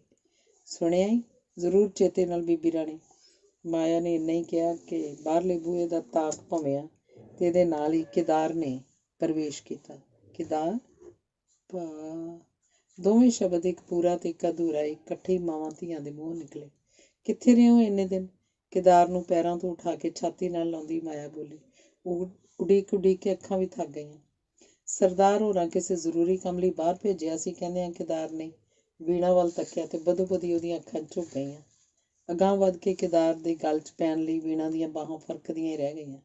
ਐ ਲਓ, ਕਹਿ ਕੇ ਕੇਦਾਰ ਨੇ ਜੇਬ 'ਚੋਂ ਕੱਢ ਕੇ 100 ਦੇ 8 ਨੋਟ ਮਾਇਆ ਦੇ ਹੱਥ ਫੜਾਏ। ਇਹ ਕਿੱਥੋਂ ਲਿਆਂਦੇ ਕੇਦਾਰ? ਮਾਇਆ ਦੀ ਜ਼ਬਾਨ ਖੁਸ਼ੀ ਦੇ ਵੇਗ 'ਚ ਤਤਿਆ ਗਈ। ਸਰਦਾਰ ਹੋਰਾਂ ਦਿੱਤੇ ਨੇ। ਹੱਲਾ, ਉਹਨਾਂ ਇੰਨੀ ਦਲੇਰੀ ਕਰ ਵਿਖਾਈ? ਉਮੀਦ ਤੇ ਕੋਈ ਨਹੀਂ ਸੀ। ਬੜੇ ਚੰਗੇ ਦਿਲ ਵਾਲੇ ਆਦਮੀ ਨੇ ਬੇਜੀ। ਸ਼ੁਕਰ ਏ, ਪਰਮਾਤਮਾ ਭਲਾ ਕਰੇ ਸੂ, ਸਾਡੇ ਗਰੀਬਾਂ ਲਈ ਮੋਢਾ ਡਾਹਿਆ ਸੂ। ਤਾਂ ਫਿਰ ਹੁਣ ਵਿਆਹ ਦੀ ਤਿਆਰੀ ਕਰਨੀ ਚਾਹੀਦੀ ਹੈ ਬੇਜੀ। ਬਸ ਹੋਈ ਸਮਝ, ਇਸੇ ਕੰਮ ਦੀ ਢਿੱਲ ਸੀ। ਹਾਂ ਸੱਚ, ਵੀਣਾ ਦੇ ਭਾਪੇ ਨੂੰ ਚਿੱਠੀ ਲਿਖੀ ਸੀ ਤੂੰ? ਆਹੋ ਲਿਖਤੀ। ਕੀ ਲਿਖਿਆ? ਜੋ ਤੁਸੀਂ ਕਿਹਾ ਸੀ ਆਉਣ ਦੀ ਤੱਕੀ ਚੰਗੀ ਤਰ੍ਹਾਂ ਕੀਤੀ ਸੀ ਨਾ? ਜੀ ਆ। ਤੇਰਾ ਕੀ ਖਿਆਲ ਹੈ ਕਦੋਂ ਤੱਕ ਆ ਜਾਣਗੇ? ਵੇਖੋ। ਅੱਛਾ, ਫਿਰ ਕੱਲ੍ਹ ਮੇਰੇ ਨਾਲ ਕਿਸੇ ਵੇਲੇ ਬਾਜ਼ਾਰ ਚੱਲੀ। ਕੁਝ ਕੱਪੜਾ ਤੇ ਥੋੜ੍ਹਾ ਗੋਟਾ ਕਿਨਾਰੀ ਲੈ ਆਵਾਂਗੇ। ਕੁਝ ਹੌਲੀ ਹੌਲੀ ਮੈਂ ਕਰਾਂਗੀ, ਕੁਝ ਵੀਣੀ ਕਰ ਲਏਗੀ। ਮੋਟਾ ਮੋਟਾ ਕੰਮ ਹੱਥੀਂ ਮੁਕਾ ਕੇ ਵਿਆਹ ਦੇ ਨੇੜੇ ਦਰਜੀ ਬਿਠਾ ਲਾਂਗੇ। ਮੇਰੀ ਸਲਾਹ ਵੀਣੀ ਦੀ ਪੜ੍ਹਾਈ ਛੁਡਾ ਦੇਈਏ। ਨਾਲੇ ਹੁਣ 2 ਮਹੀਨਿਆਂ 'ਚ ਕਿੰਨਾ ਕੁ ਪੜ੍ਹ ਲੈਣਾ ਸੋ। ਚੰਗਾ, ਜਿਵੇਂ ਤੁਹਾਡੀ ਮਰਜ਼ੀ, ਕਹਿ ਕੇ ਕੇਦਾਰ ਕੱਪੜੇ ਬਦਲਣ ਲਈ ਆਪਣੇ ਘਰ ਚਲਾ ਗਿਆ। ਮਾਇਆ ਨੇ ਪਾਣੀ ਧਾਣੀ ਪੀਣ ਲਈ ਉਹਨੂੰ ਰੋਕਣ ਦੀ ਬੜੀ ਕੋਸ਼ਿਸ਼ ਕੀਤੀ, ਪਰ ਉਹ ਨਹੀਂ ਰੁਕਿਆ। ਵੀਣੀ ਉਹਦੇ ਚਲੇ ਜਾਣ ਤੋਂ ਬਾਅਦ ਮਾਇਆ ਨੇ ਵੀਣਾ ਨੂੰ ਕਿਹਾ, ਜਾ ਉੱਠ ਕੇ ਸ਼ਿਕੰਜਵੀ ਦਾ ਗਲਾਸ ਬਣਾ ਕੇ ਭਰਾ ਨੂੰ ਦੇ ਆ। ਵਿਚਾਰਾ ਸੜਦੀ ਧੁੱਪੇ ਆਇਆ। ਉੱਤਰ ਵਿੱਚ ਬਿਨਾਂ ਕੁਝ ਬੋਲਿਆ ਵੀਣਾ ਰਸੋਈ 'ਚ ਚਲੀ ਗਈ। ਅੰਗ 13ਵਾਂ। ਬੂਹਾ ਬੰਦ ਸੀ। ਛੇਤੀ ਖੋਲ੍ਹੋ, ਸ਼ਿਕੰਜਵੀ ਖਰਾਬ ਹੋ ਜਾਏਗੀ। ਅੱਛਾ। ਬੂਹਾ ਖੋਲ੍ਹਿਆ। ਕੇਦਾਰ ਨੇ ਗਲਾਸ ਫੜਨ ਲਈ ਜਦ ਹੱਥ ਵਧਾਇਆ ਤਾਂ ਵੀਣਾ ਨੇ ਵੇਖਿਆ ਜਿਵੇਂ ਮੁਰਦੇ ਦਾ ਹੱਥ ਹੁੰਦਾ, ਪੀਲਾ ਭੂਕ ਜਿਹਾ। ਉਹ ਤਾਂ ਤੱਕੀ, ਅੱਖਾਂ ਤੇ ਚਿਹਰਾ ਉਦੋਂ ਵੀ ਵੱਧ। ਕੇਦਾਰ ਨੇ ਗਟ ਗਟ ਪੀ ਕੇ ਗਲਾਸ ਖਾਲੀ ਕਰ ਦਿੱਤਾ ਤੇ ਮੁੜ ਮੰਜੇ ਤੇ ਲੇਟ ਗਿਆ। ਤੁਸੀਂ ਕੱਪੜੇ ਨਹੀਂ ਬਦਲੇ? ਵੀਣਾ ਨੇ ਉਹਦੇ ਕੋਲ ਬੈਠ ਕੇ ਪੁੱਛਿਆ। ਹੁਣ ਕੇਦਾਰ ਉਹਨੂੰ ਉਪਰਾ ਨਹੀਂ ਸੀ ਜਾਪ ਰਿਹਾ। केदार ने निरुत्तर रहन ते ਉਹਨੇ ਉਹਦੇ ਮੱਥੇ ਤੇ ਹੱਥ ਫੇਰਦਿਆਂ ਪੁੱਛਿਆ, ਅੱਜ ਤੇ ਫਿੱਕੀ ਨਹੀਂ ਸੀ ਨਾ ਸ਼ਿਕੰਜਵੀ ਉਦਣ ਦੀ ਚਾਹ ਵਾਂਗ। केदार ने ਉਸ ਵੱਲ ਅੱਖਾਂ ਚੁੱਕੀਆਂ। ਕਦੋਂ ਦੀ? ਜਿਹੜੀ ਤੁਸੀਂ ਉਦਣ ਛੱਡ ਗਏ ਸੋ। ਨਹੀਂ, ਫਿੱਕੀ ਕਦੋਂ ਸੀ? ਤੂੰ ਸਭ ਪੀਤੀ ਸੀ? ਹਾਂ, ਇੱਕ ਪਿਆਲਾ। ਮਿੱਠੀ ਸੀ? ਹੋਏਗਾ, ਤਾਈਓ ਪੀਤੀ ਸੀ ਨਾ। ਨਹੀਂ ਸੀ ਤਾਂ ਮੈਂ ਖਿਆਲ ਨਹੀਂ ਸੀ ਕੀਤਾ। ਤੁਹਾਨੂੰ ਇੰਨੀ ਵੀ ਹੋਸ਼ ਨਹੀਂ? ਮੇਰੀ ਤੇ ਅਕਲ ਮਾਰੀ ਗਈ, ਮਿੱਠਾ ਪਾਉਣਾ ਭੁੱਲ ਗਈ। ਪਰ ਤੁਸੀਂ ਬੋਲਦੇ ਕਿਉਂ ਨਹੀਂ ਚੰਗੀ ਤਰ੍ਹਾਂ? ਵੀਣਾ ਨੇ ਥੋੜ੍ਹਾ ਚਿਰ ਰੁਕ ਕੇ ਪੁੱਛਿਆ। ਬੋਲ ਤੇ ਰਿਹਾ ਵਾਂ, केदार ਨੇ ਉਸ ਵੱਲ ਤੱਕੇ ਬਿਨਾਂ ਉੱਤਰ ਦਿੱਤਾ। ਵੀਣਾ ਇਸ ਵੇਲੇ ਆਪਣੇ ਅੰਦਰ ਇੱਕ ਸੁਆਦ ਜਿਹਾ ਮਹਿਸੂਸ ਕਰ ਰਹੀ ਸੀ, ਪਰ ਨਾਲ ਹੀ केदार ਦੀ ਹਾਲਤ ਨੂੰ ਵੇਖ ਕੇ ਉਹਦਾ ਦਿਲ ਡੁੱਬਦਾ ਜਾ ਰਿਹਾ ਸੀ। ਥੋੜ੍ਹਾ ਚਿਰ ਕਮਰੇ 'ਚ ਚੁੱਪ ਛਾਈ ਰਹੀ। ਜਿਉਂ-ਜਿਉਂ ਵੀਣਾ ਉਹਦੇ ਨਾਲ ਜੁੜਦੀ ਜਾਂਦੀ ਸੀ, केदार ਪਰੇ-ਪਰੇ ਸਰਕਦਾ ਜਾ ਰਿਹਾ ਸੀ। ਆਪਣੇ ਮੱਥੇ ਉੱਤੇ ਫਿਰ ਰਹੀ ਵੀਣਾ ਦੇ ਹੱਥ ਨੂੰ ਉਹ ਆਪਣੇ ਸੜ ਰਹੀ ਖਲੜੀ ਉੱਤੇ ਬਰਫ਼ ਦੀ ਡਲੀ ਫਿਰਦੀ ਅਨੁਭਵ ਕਰ ਰਿਹਾ ਸੀ, ਜਿਹਦੀ ਠੰਡਕ ਸ਼ਾਇਦ ਉਹਨੂੰ ਜ਼ਿਆਦਾ ਮਹਿਸੂਸ ਹੋ ਰਹੀ ਸੀ ਤੇ ਜਿਹੜੀ ਇਸ ਵੇਲੇ केदार ਲਈ ਠਾਰਨ ਦੇ ਥਾਂ ਸਾੜਨ ਦਾ ਕੰਮ ਕਰ ਰਹੀ ਸੀ। ਤੁਸੀਂ ਤੱਕਦੇ ਕਿਉਂ ਨਹੀਂ ਮੇਰੇ ਵੱਲ? ਵੀਣਾ ਨੇ ਉਹਦੇ ਸਿਰ ਨੂੰ ਆਪਣੇ ਗੋਡੇ ਤੇ ਰੱਖ ਕੇ ਪੁੱਛਿਆ। केदार ਉੱਠ ਕੇ ਬੈਠ ਗਿਆ। ਵੀਣਾ ਪਾਸੋਂ ਕੁਝ ਵਿੱਥ ਤੇ ਵੀਣਾ ਸਰਕ ਕੇ ਫਿਰ ਉਹਦੇ ਨਾਲ ਹੋ ਗਈ। ਉਹ ਹਟਿਆ। ਵੀਣਾ ਫਿਰ ਨਾਲ ਹੋ ਗਈ। ਉੱਠ ਕੇ ਖੜਾ ਹੋ ਗਿਆ ਤੇ ਵੀਣਾ ਨੇ ਬਾਹੋਂ ਖਿੱਚ ਕੇ ਫਿਰ ਉਹਨੂੰ ਆਪਣੇ ਨਾਲ ਬਿਠਾ ਲਿਆ। ਇਹ ਸਧਾਰਨ ਹਰਕਤਾਂ ਸਨ, ਪਰ ਇਹਨਾਂ ਦੇ ਓਹਲੇ ਸ਼ਾਇਦ ਕੋਈ ਬਹੁਤ ਗੰਭੀਰ ਵਾਦ ਵਿਵਾਦ ਚੱਲ ਰਿਹਾ, ਕੋਈ ਗੁੰਝਲਦਾਰ ਬਹਿਸ ਮੁਬਾਹਿਸਾ, ਬੜੇ ਲੰਮੇ ਚੌੜੇ ਉੱਤਰ ਪ੍ਰਸ਼ਨ। ਵੀਣਾ, केदार ਨੇ ਇੱਕ ਵਾਰੀ ਉਸ ਵੱਲ ਤੱਕ ਕੇ ਫਿਰ ਅੱਖਾਂ ਨੀਵੀਆਂ ਕਰਦਿਆਂ ਕਿਹਾ, ਤੂੰ ਮੇਰੀ ਗਲਤੀ ਮਾਫ਼ ਨਹੀਂ ਕਰ ਸਕਦੀ? ਮੈਂ ਕਿ ਤੁਸੀਂ? ਵੀਣਾ ਨੇ ਉਹਦੀ ਗਰਦਨ 'ਚ ਬਾਂਹ ਪਾ ਕੇ ਕਿਹਾ, ਮੈਂ ਤੁਹਾਨੂੰ ਦੁਖੀ ਕੀਤਾ? ਅੱਗੇ ਤੇ ਨਹੀਂ, ਪਰ ਹੁਣ ਜ਼ਰੂਰ ਕਰ ਰਹੀ ਹਾਂ। केदार ਨੇ ਆਪਣੀ ਹਿੱਕ ਅੱਗੇ ਪਲਮਦੀਆਂ ਉਹਦੀਆਂ ਦੋਹਾਂ ਉਂਗਲਾਂ ਨੂੰ ਫੜ ਕੇ ਕਿਹਾ। ਹੁਣ? ਵੀਣਾ ਤ੍ਰਭਕੀ। ਤੂੰ ਜਿੰਨੀ ਵਾਰੀ ਵੀ ਤੈਨੂੰ ਸੰਬੋਧਨ ਕੀਤਾ, ਇੱਕ ਵਾਰ ਵੀ ਉਹ ਲਫ਼ਜ਼ ਤੇਰੀ ਜ਼ਬਾਨੋਂ ਨਹੀਂ ਨਿਕਲਿਆ। ਕਿਹੜਾ? ਭਰਾ ਜੀ। ਵੀਣਾ ਕੰਬ ਉੱਠੀ। ਉਹਦੀਆਂ ਅੱਖਾਂ 'ਚ ਅੱਥਰੂ ਆ ਗਏ। ਉਹਨੇ ਕੁਝ ਬੋਲਣ ਲਈ ਹੋਠ ਫਰਕੇ, ਪਰ ਇੱਕ ਵੀ ਸ਼ਬਦ ਨਾ ਕੱਢ ਸਕੀ। ਉਹਨੇ केदार ਦੀਆਂ ਅੱਖਾਂ ਵਿੱਚ ਅੱਖਾਂ ਥਾਣੀ ਦਿਲ ਦਾ ਜਿਵੇਂ ਸਾਰਾ ਪਿਆਰ ਉਲੱਦਣਾ ਸ਼ੁਰੂ ਕਰ ਦਿੱਤਾ। ਬਦੋ-ਬਦੀ ਉਹਦੀਆਂ ਬਾਹਾਂ केदार ਲਈ ਖੁੱਲ੍ਹ ਗਈਆਂ। केदार ਨਹੀਂ ਬੋਲਿਆ, ਨਾ ਹੀ ਹਿੱਲਿਆ। ਉਹਦਾ ਇੱਕ ਹੱਥ ਵੀਣਾ ਦੀ ਪਿੱਠ ਤੇ ਦੂਜਾ ਉਹਦੇ ਸਿਰ ਤੇ ਫਿਰ ਰਿਹਾ ਸੀ। ਉਹਦੀਆਂ ਅੱਖਾਂ 'ਚੋਂ 2-3 ਗਰਮ ਪਾਣੀ ਦੇ ਤੁਪਕੇ ਨਿਕਲ ਕੇ ਵੀਣਾ ਦੀ ਚੁੰਨੀ ਤੇ ਜਾ ਡਿੱਗੇ ਤੇ ਵੀਣਾ ਨੇ ਇਸੇ ਚੁੰਨੀ ਦੀ ਕੰਨੀ ਨਾਲ ਉਹਦੀਆਂ ਅੱਖਾਂ ਦਾ ਬਾਕੀ ਪਾਣੀ ਵੀ ਚੂਸ ਲਿਆ। ਬਾਹਾਂ ਢਿੱਲੀਆਂ ਹੋਈਆਂ। ਵੀਣੀ, ਹਾਂਜੀ। ਨਹੀਂ ਕਹੇਂਗੀ? ਵੀਣਾ ਚੁੱਪ ਸੀ। ਕਹੋ ਵੀਣੀ, ਇੱਕ ਵਾਰੀ ਭਰਾ ਜੀ ਕਹਿ ਕੇ ਬੁਲਾ ਮੈਨੂੰ। ਬੋਲ ਵੀਣੀ, ਮੇਰੀਆਂ ਅੱਖਾਂ 'ਚ ਕੀ ਤੱਕ ਰਹੀ ਹੈ? ਨਹੀਂ ਕਹੇਂਗੀ? ਮੇਰੀ ਭੈਣ ਨਹੀਂ ਤੂੰ? ਵੀਣੀ, ਉਫ, ਛੇਤੀ ਬੋਲ ਵੀਣੀ, ਮੇਰਾ ਦਿਲ। ਤੇ ਉਹਨੇ ਸੱਜੇ ਹੱਥ ਨਾਲ ਆਪਣੀ ਹਿੱਕ ਦਾ ਖੱਬਾ ਪਾਸਾ ਦਬਾਉਣਾ ਸ਼ੁਰੂ ਕੀਤਾ। ਵੀਣਾ ਦੀਆਂ ਅੱਖਾਂ 'ਚ ਬਲੌਰੀ ਬੂੰਦਾਂ ਘਿਰ ਰਹੀਆਂ ਸਨ। ਉਹਦੀ ਨਜ਼ਰ केदार ਦੇ ਚਿਹਰੇ ਉੱਤੇ ਇਸ ਤਰ੍ਹਾਂ ਅਟਕੀ ਹੋਈ ਸੀ ਜਿਵੇਂ ਕਿਸੇ ਨੇ ਮੰਤਰ ਨਾਲ ਕੀਲ ਲਈ ਹੋਵੇ। ਜਦ केदार ਉਹਨੂੰ ਬੁਲਾ ਕੇ ਥੱਕ ਗਿਆ ਤਾਂ ਵੀਣਾ ਆਪ ਬੋਲ ਉੱਠੀ, ਮੈਨੂੰ ਡਰ ਲੱਗ ਰਿਹਾ ਭਰਾ। ਮੇਰੇ ਕੋਲੋਂ? ਨਹੀਂ, ਹੋਰ? ਮੈਂ ਤੁਹਾਡੇ ਨਾਲ ਵਿਆਹ ਕੇ। ਵੀਣੀ, ਬਿਜਲੀ ਦੀ ਫੁਰਤੀ ਨਾਲ ਉਹਦੇ ਮੂੰਹ ਅੱਗੇ ਹੱਥ ਦੇ ਕੇ केदार ਕੜਕਿਆ, ਬਸ, ਖਬਰਦਾਰ। ਵੀਣਾ ਦੇ ਹੋਠ ਫਰਕ ਰਹੇ ਸਨ, ਜਿਨ੍ਹਾਂ ਉੱਤੇ ਅੱਥਰੂ ਇਕੱਠੇ ਹੋਏ, ਜਿਹੜੇ केदार ਦੀਆਂ ਉਂਗਲਾਂ ਨੇ ਖਿੰਡਾ ਦਿੱਤੇ। ਮੈਂ ਤੁਹਾਡੀ ਜਾਨ ਲੈਣ ਲਈ ਨਹੀਂ ਪੈਦਾ ਹੋਈ। ਤੇ ਵੀਣਾ ਦੇ ਹਟਕੋਰਿਆਂ ਨਾਲ ਕਮਰਾ ਗੂੰਜ ਉੱਠਿਆ। ਵੀਣੀ, ਕੋਈ ਵੇਖੇਗਾ ਤਾਂ ਕੀ ਕਹੇਗਾ? ਪਿਆ ਕਹੇ ਜੋ ਕਿਸੇ ਦਾ ਜੀ ਆਵੇ। ਵੀਣੀ, ਮੈਂ ਐਵੇਂ ਕਿਹਾ ਸੀ, ਮਰਦਾ ਨਹੀਂ। ਨਹੀਂ, ਵੀਣਾ ਦੀ ਆਵਾਜ਼ ਵਿੱਚੋਂ ਕਰੁਣਾ ਦੀ ਨਦੀ ਉਮੜ ਪਈ ਸੀ। ਤੁਹਾਨੂੰ ਆਪਣਾ ਇਕਰਾਰ ਪੂਰਾ ਕਰਨਾ ਪਏਗਾ। ਨਾਲੇ ਦੱਸੋ, ਤੁਸੀਂ ਰੁਪਏ ਕਿੱਥੋਂ ਲਿਆਂਦੇ ਨੇ? ਸੱਚ ਦੱਸੋ। केदार ਚੁੱਪ ਸੀ। ਤੁਸੀਂ ਜਾਨ ਉੱਤੇ ਖੇਡ ਜਾਣ ਲਈ ਤਿਆਰ ਬੈਠੇ ਹੋ। ਮੈਂ ਜਾਣਦੀ ਹਾਂ। ਮੈਂ ਇਕਰਾਰ ਪੂਰਾ ਕਰਾਂਗੀ। ਮੈਂ ਤੁਹਾਨੂੰ ਬਚਾਵਾਂਗੀ। ਮੈਂ ਤੁਹਾਡੀ ਵਹੁਟੀ ਵੀਣੀ, ਅੱਗੇ ਵਾਂਗ ਉਹਦਾ ਮੂੰਹ ਬੰਦ ਕਰਕੇ केदार ਚਿল্ਲਾਇਆ, ਬੰਦ ਕਰ ਜ਼ੁਬਾਨ। ਮੁੜ ਕੇ ਇਹੋ ਜਿਹਾ ਕੋਈ ਲਫ਼ਜ਼ ਤੂੰ ਮੂੰਹੋਂ ਕੱਢਿਆ ਤਾਂ ਮੈਨੂੰ ਜਿਉਂਦਾ ਨਹੀਂ ਵੇਖੇਂਗੀ। ਮੈਂ ਤੇਰੇ ਸਾਹਮਣੇ ਆਪਣੇ ਆਪ ਨੂੰ ਹਲਾਕ ਕਰ ਲਵਾਂਗਾ। ਫਿਰ ਖਾਮੋਸ਼ੀ ਛਾ ਗਈ।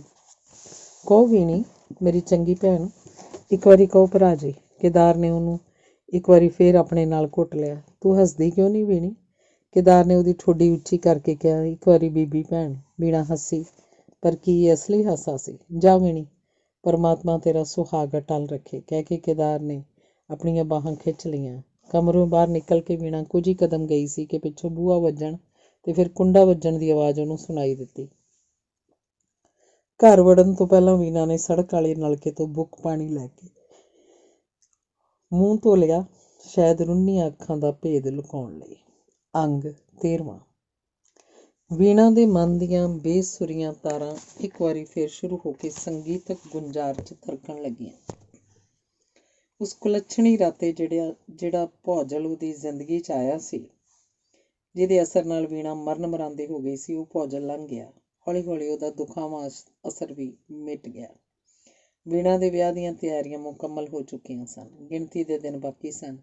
ਜਿਉਂ-ਜਿਉਂ ਵਿਆਹ ਦਾ ਦਿਨ ਨੇੜੇ ਆਉਂਦਾ ਜਾਂਦਾ, ਵੀਣਾ ਦੇ ਅੰਦਰ ਇੱਕ ਪਾਸੇ ਨਵ ਜੀਵਨ ਦੀਆਂ ਸੁਨਹਿਰੀ ਖਾਬਾਂ ਨਦੀ ਦੇ ਹੜ੍ਹ ਵਾਂਗ ਠਾਠਾਂ ਮਾਰ ਰਹੀਆਂ ਸਨ। ਦੂਜੇ ਪਾਸੇ ਦਾ ਦਿਲ ਕੇਦਾਰ ਦੀ ਚਿੰਤਾ 'ਚ ਡੁੱਬਦਾ ਜਾਂਦਾ ਸੀ। ਸਭ ਤੋਂ ਦੁਖਦਾਈ ਗੱਲ ਇਹ ਕਿ ਕੇਦਾਰ ਹੁਣ ਉਹਦੇ ਸਾਹਮਣੇ ਬਹੁਤ ਘੱਟ ਹੁੰਦਾ ਸੀ। ਜਿੱਥੇ ਉਹ ਵੀਣਾ ਨੂੰ ਵੇਖ ਲੈਂਦਾ, ਕਿਸੇ ਨਾ ਕਿਸੇ ਬਹਾਨੇ ਤਿਲਕਣ ਦੀ ਕਰਦਾ। ਵੀਣਾ ਹੁਣ ਵੀ ਉਹਦੇ ਕਮਰੇ 'ਚ ਜਾਂਦੀ ਸੀ, ਸਗੋਂ ਪਹਿਲਾਂ ਨਾਲੋਂ ਵੀ ਬਹੁਤ ਵਾਰੀ, ਇਸ ਲਈ ਕਿ ਸਹੁਰੇ ਜਾਣ ਤੋਂ ਪਹਿਲਾਂ ਕੇਦਾਰ ਦੇ ਪਿਆਰ ਤਿਹਾਏ ਦਿਲ ਨੂੰ ਉਹ ਕੰਢਿਆਂ ਤੀਕ ਭਰ ਦੇਵੇ। ਪਰ ਅਕਸਰ ਉਹਨੂੰ ਨਿਰਾਸ਼ ਹੀ ਮੁੜਨਾ ਪੈਂਦਾ, ਦਿਲ ਦੀਆਂ ਹਸਰਤਾਂ ਨੂੰ ਦਿਲ 'ਚ ਹੀ ਨੱਪ ਕੇ। ਕੰਮ ਤੋਂ ਛੁੱਟ ਜਿੰਨਾ ਸਮਾਂ ਕੇਦਾਰ ਪਾਸ ਬਚਦਾ ਹੈ, ਲਗਭਗ ਸਾਰਾ ਹੀ ਉਹ ਮੰਜੇ 'ਤੇ ਗੁਜ਼ਾਰਦਾ। ਕਿਸੇ ਨਾਲ ਵੀ ਬਹੁਤਾ ਨਹੀਂ ਸੀ ਬੋਲਦਾ। ਜਿਉਂ ਹੀ ਵੀਣਾ ਉਹਦੇ ਸਾਹਮਣੇ ਆਉਂਦੀ, ਕੇਦਾਰ ਜਿਵੇਂ ਲੁਕਣ ਲਈ ਥਾਂ ਲੱਭਣ ਲੱਗ ਪੈਂਦਾ। ਉਹਨੂੰ ਚੇਤਾ ਆਇਆ ਕਿ ਵੀਣਾ ਸਿਗਰਟ ਤੰਬਾਕੂ ਤੋਂ ਨਫ਼ਰਤ ਕਰਦੀ ਹੈ। ਇੱਕ ਦਿਨ ਗੱਲਾਂ ਕਰਦਿਆਂ ਵੀਣਾ ਨੇ ਉਹਨੂੰ ਦੱਸਿਆ ਸੀ ਕਿ ਜਦ ਕਦੇ ਉਹਦੇ ਪਾਪਾ ਜੀ ਉਹਨੂੰ ਸਿਨੇਮੇ ਜਾਣ ਲਈ ਕਹਿੰਦੇ ਤਾਂ ਉਹ ਇਸ ਕਰਕੇ ਜਾਣੋਂ ਹੀ ਇਨਕਾਰ ਕਰ ਦਿੰਦੀ ਕਿ ਉੱਥੇ ਸਿਗਰਟਾਂ ਦਾ ਧੂੰਆਂ ਹੁੰਦਾ ਹੈ, ਜਿਸ ਨਾਲ ਉਹਦੇ ਸਿਰ ਪੀੜ ਚੜ੍ਹ ਜਾਂਦੀ ਹੈ ਅਤੇ ਦਿਲ ਮਿਚਲਾਉਣ ਲੱਗਦਾ। ਕੇਦਾਰ ਨੇ ਸਿਗਰਟ ਪੀਣੇ ਸ਼ੁਰੂ ਕਰ ਦਿੱਤੇ। ਖਾਸ ਕਰਕੇ ਜਦੋਂ ਵੀਣਾ ਉਹਦੇ ਕਮਰੇ 'ਚ ਆਉਂਦੀ, ਉਹ ਜ਼ਰੂਰ ਸਿਗਰਟ ਧੁਖਾ ਬਹਿੰਦਾ, ਜਿਸ ਤੋਂ ਅੱਕ ਕੇ ਵੀਣਾ ਨੂੰ ਛੇਤੀ ਵਾਪਸ ਜਾਣਾ ਪੈਂਦਾ। ਕਈ ਵਾਰ ਵੀਣਾ ਨੇ ਕੇਦਾਰ ਦੇ ਹੱਥ 'ਚੋਂ ਧੁਖਦੀ ਸਿਗਰਟ ਫੜ ਕੇ ਬਾਹਰ ਸੁੱਟ ਦਿੱਤੀ, ਉਹਦੀ ਜੇਬ 'ਚੋਂ ਡੱਬੀ ਕੱਢ ਕੇ ਨਾਲੀ 'ਚ ਵਗਾਹ ਮਾਰੀ, ਪਰ ਕੇਦਾਰ ਸੀ ਕਿ ਉਹਦੀ ਆਦਤ 'ਚ ਤਿਲ ਮਾਤਰ ਫਰਕ ਨਹੀਂ ਸੀ ਆਉਂਦਾ। ਕਈ ਵਾਰੀ ਵੀਣਾ ਨੇ ਉਸ ਨਾਲ ਕਦੀ ਨਾ ਬੋਲਣ ਦੀਆਂ ਧਮਕੀਆਂ ਵੀ ਦਿੱਤੀਆਂ, ਪਰ ਸਭ ਵਿਅਰਥ। ਕਦੀ-ਕਦੀ ਤਾਂ ਵੀਣਾ ਇੱਥੋਂ ਤੱਕ ਖਿਝ ਜਾਂਦੀ ਕਿ ਉਸ ਸਹੁੰ ਖਾ ਕੇ ਪ੍ਰਣ ਕਰਕੇ ਕਮਰੇ 'ਚੋਂ ਨਿਕਲਦੀ ਕਿ ਜਦ ਤੱਕ ਉਹ ਸਿਗਰਟ ਪੀਣ ਦੀ ਆਦਤ ਨਹੀਂ ਛੱਡੇਗਾ, ਉਸ ਨਾਲ ਨਹੀਂ ਬੋਲੇਗੀ। ਪਰ ਹਰ ਵਾਰੀ ਉਹਨੂੰ ਬਾਵਜੂਦ ਗੁੱਸੇ ਨਾਲ ਭਰੀ ਪੀਤੀ ਦੇ ਆਪਣੇ ਪ੍ਰਣ ਨੂੰ ਤੋੜਨਾ ਪਿਆ। ਇਸ ਤਰ੍ਹਾਂ ਦੇ ਬਹੁਤ ਵਾਰੀ ਦੇ ਰੁੱਸੇਵੇਂ ਮਨੇਵੇਂ ਤੋਂ ਬਾਅਦ ਇੱਕ ਦਿਨ ਵੀਣਾ ਦਾ ਦਿਲ ਡਾਢਾ ਹੁੱਸੜ ਗਿਆ। ਉਹ ਸ਼ਾਮ ਨੂੰ ਜਦ ਕੇਦਾਰ ਦੇ ਕਮਰੇ 'ਚ ਆਈ ਤਾਂ ਕੇਦਾਰ ਚਾਦਰ ਵਲੇਟ ਕੇ ਸੁੱਤਾ ਸੀ। ਉਹਨੇ ਇੰਨੇ ਗੁੱਸੇ ਨਾਲ ਉਸ ਉੱਤੋਂ ਚਾਦਰ ਖਿੱਚੀ ਕਿ ਉਹ ਵਿਚਕਾਰੋਂ ਕਿੰਨੀ ਸਾਰੀ ਪਾਟ ਗਈ। ਤੁਹਾਨੂੰ ਕੀ ਹੁੰਦਾ ਜਾਂਦਾ ਹੈ ਭਰਾ ਜੀ? ਦਿਨੋਂ ਦਿਨ ਹਰ ਵੇਲੇ ਪਏ ਰਹਿੰਦੇ ਹੋ ਮੁਹਾਣੇ ਬੇੜੀ ਰੋੜ ਕੇ। ਕੇਦਾਰ ਉੱਠ ਬੈਠਾ ਤੇ ਬੈਠਦਿਆਂ ਹੀ ਉਹਦਾ ਹੱਥ ਮੇਜ਼ ਵੱਲ ਵਧਿਆ, ਜਿੱਥੇ ਸਿਗਰਟ ਤੇ ਮਾਚਸ ਵਾਲੀਆਂ ਡੱਬੀਆਂ ਪਈਆਂ ਸਨ। ਵੀਣਾ ਨੇ ਝਟਕੇ ਨਾਲ ਉਹਦਾ ਹੱਥ ਫੜ ਕੇ ਮੇਜ਼ 'ਤੇ ਪਹੁੰਚਣ ਤੋਂ ਪਹਿਲਾਂ ਹੀ ਵਾਪਸ ਲੈ ਆਂਦਾ ਤੇ ਖਿੱਚ ਕੇ ਬੋਲੀ, ਇਹ ਚੰਦਰੀ ਆਦਤ ਕਿਉਂ ਪਾ ਲਈ ਜੀ?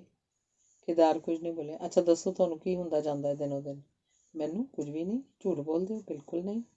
ਫਿਰ ਹੱਸਦੇ ਕਿਉਂ ਨਹੀਂ? ਹੱਸਦਾ, ਹੱਸੋ ਫਿਰ। ਲੈ, ਕੇਦਾਰ ਨੇ ਥੋੜ੍ਹਾ ਜਿਹਾ ਹੱਸਣ ਦੀ ਕੋਸ਼ਿਸ਼ ਕੀਤੀ। ਜ਼ੋਰ ਦੀ ਹੱਸੋ। ਕੇਦਾਰ ਹੋਰ ਜ਼ੋਰ ਉੱਚੀ ਹੱਸਿਆ। ਨਹੀਂ, ਹੋਰ ਉੱਚੀ। ਕੇਦਾਰ ਨੇ ਜ਼ੋਰ ਦੀ ਕੈਂਕਾ ਮਾਰਿਆ। ਕਮਰਾ ਗੂੰਜ ਪਿਆ। ਹਾਂ, ਇਸ ਤਰ੍ਹਾਂ।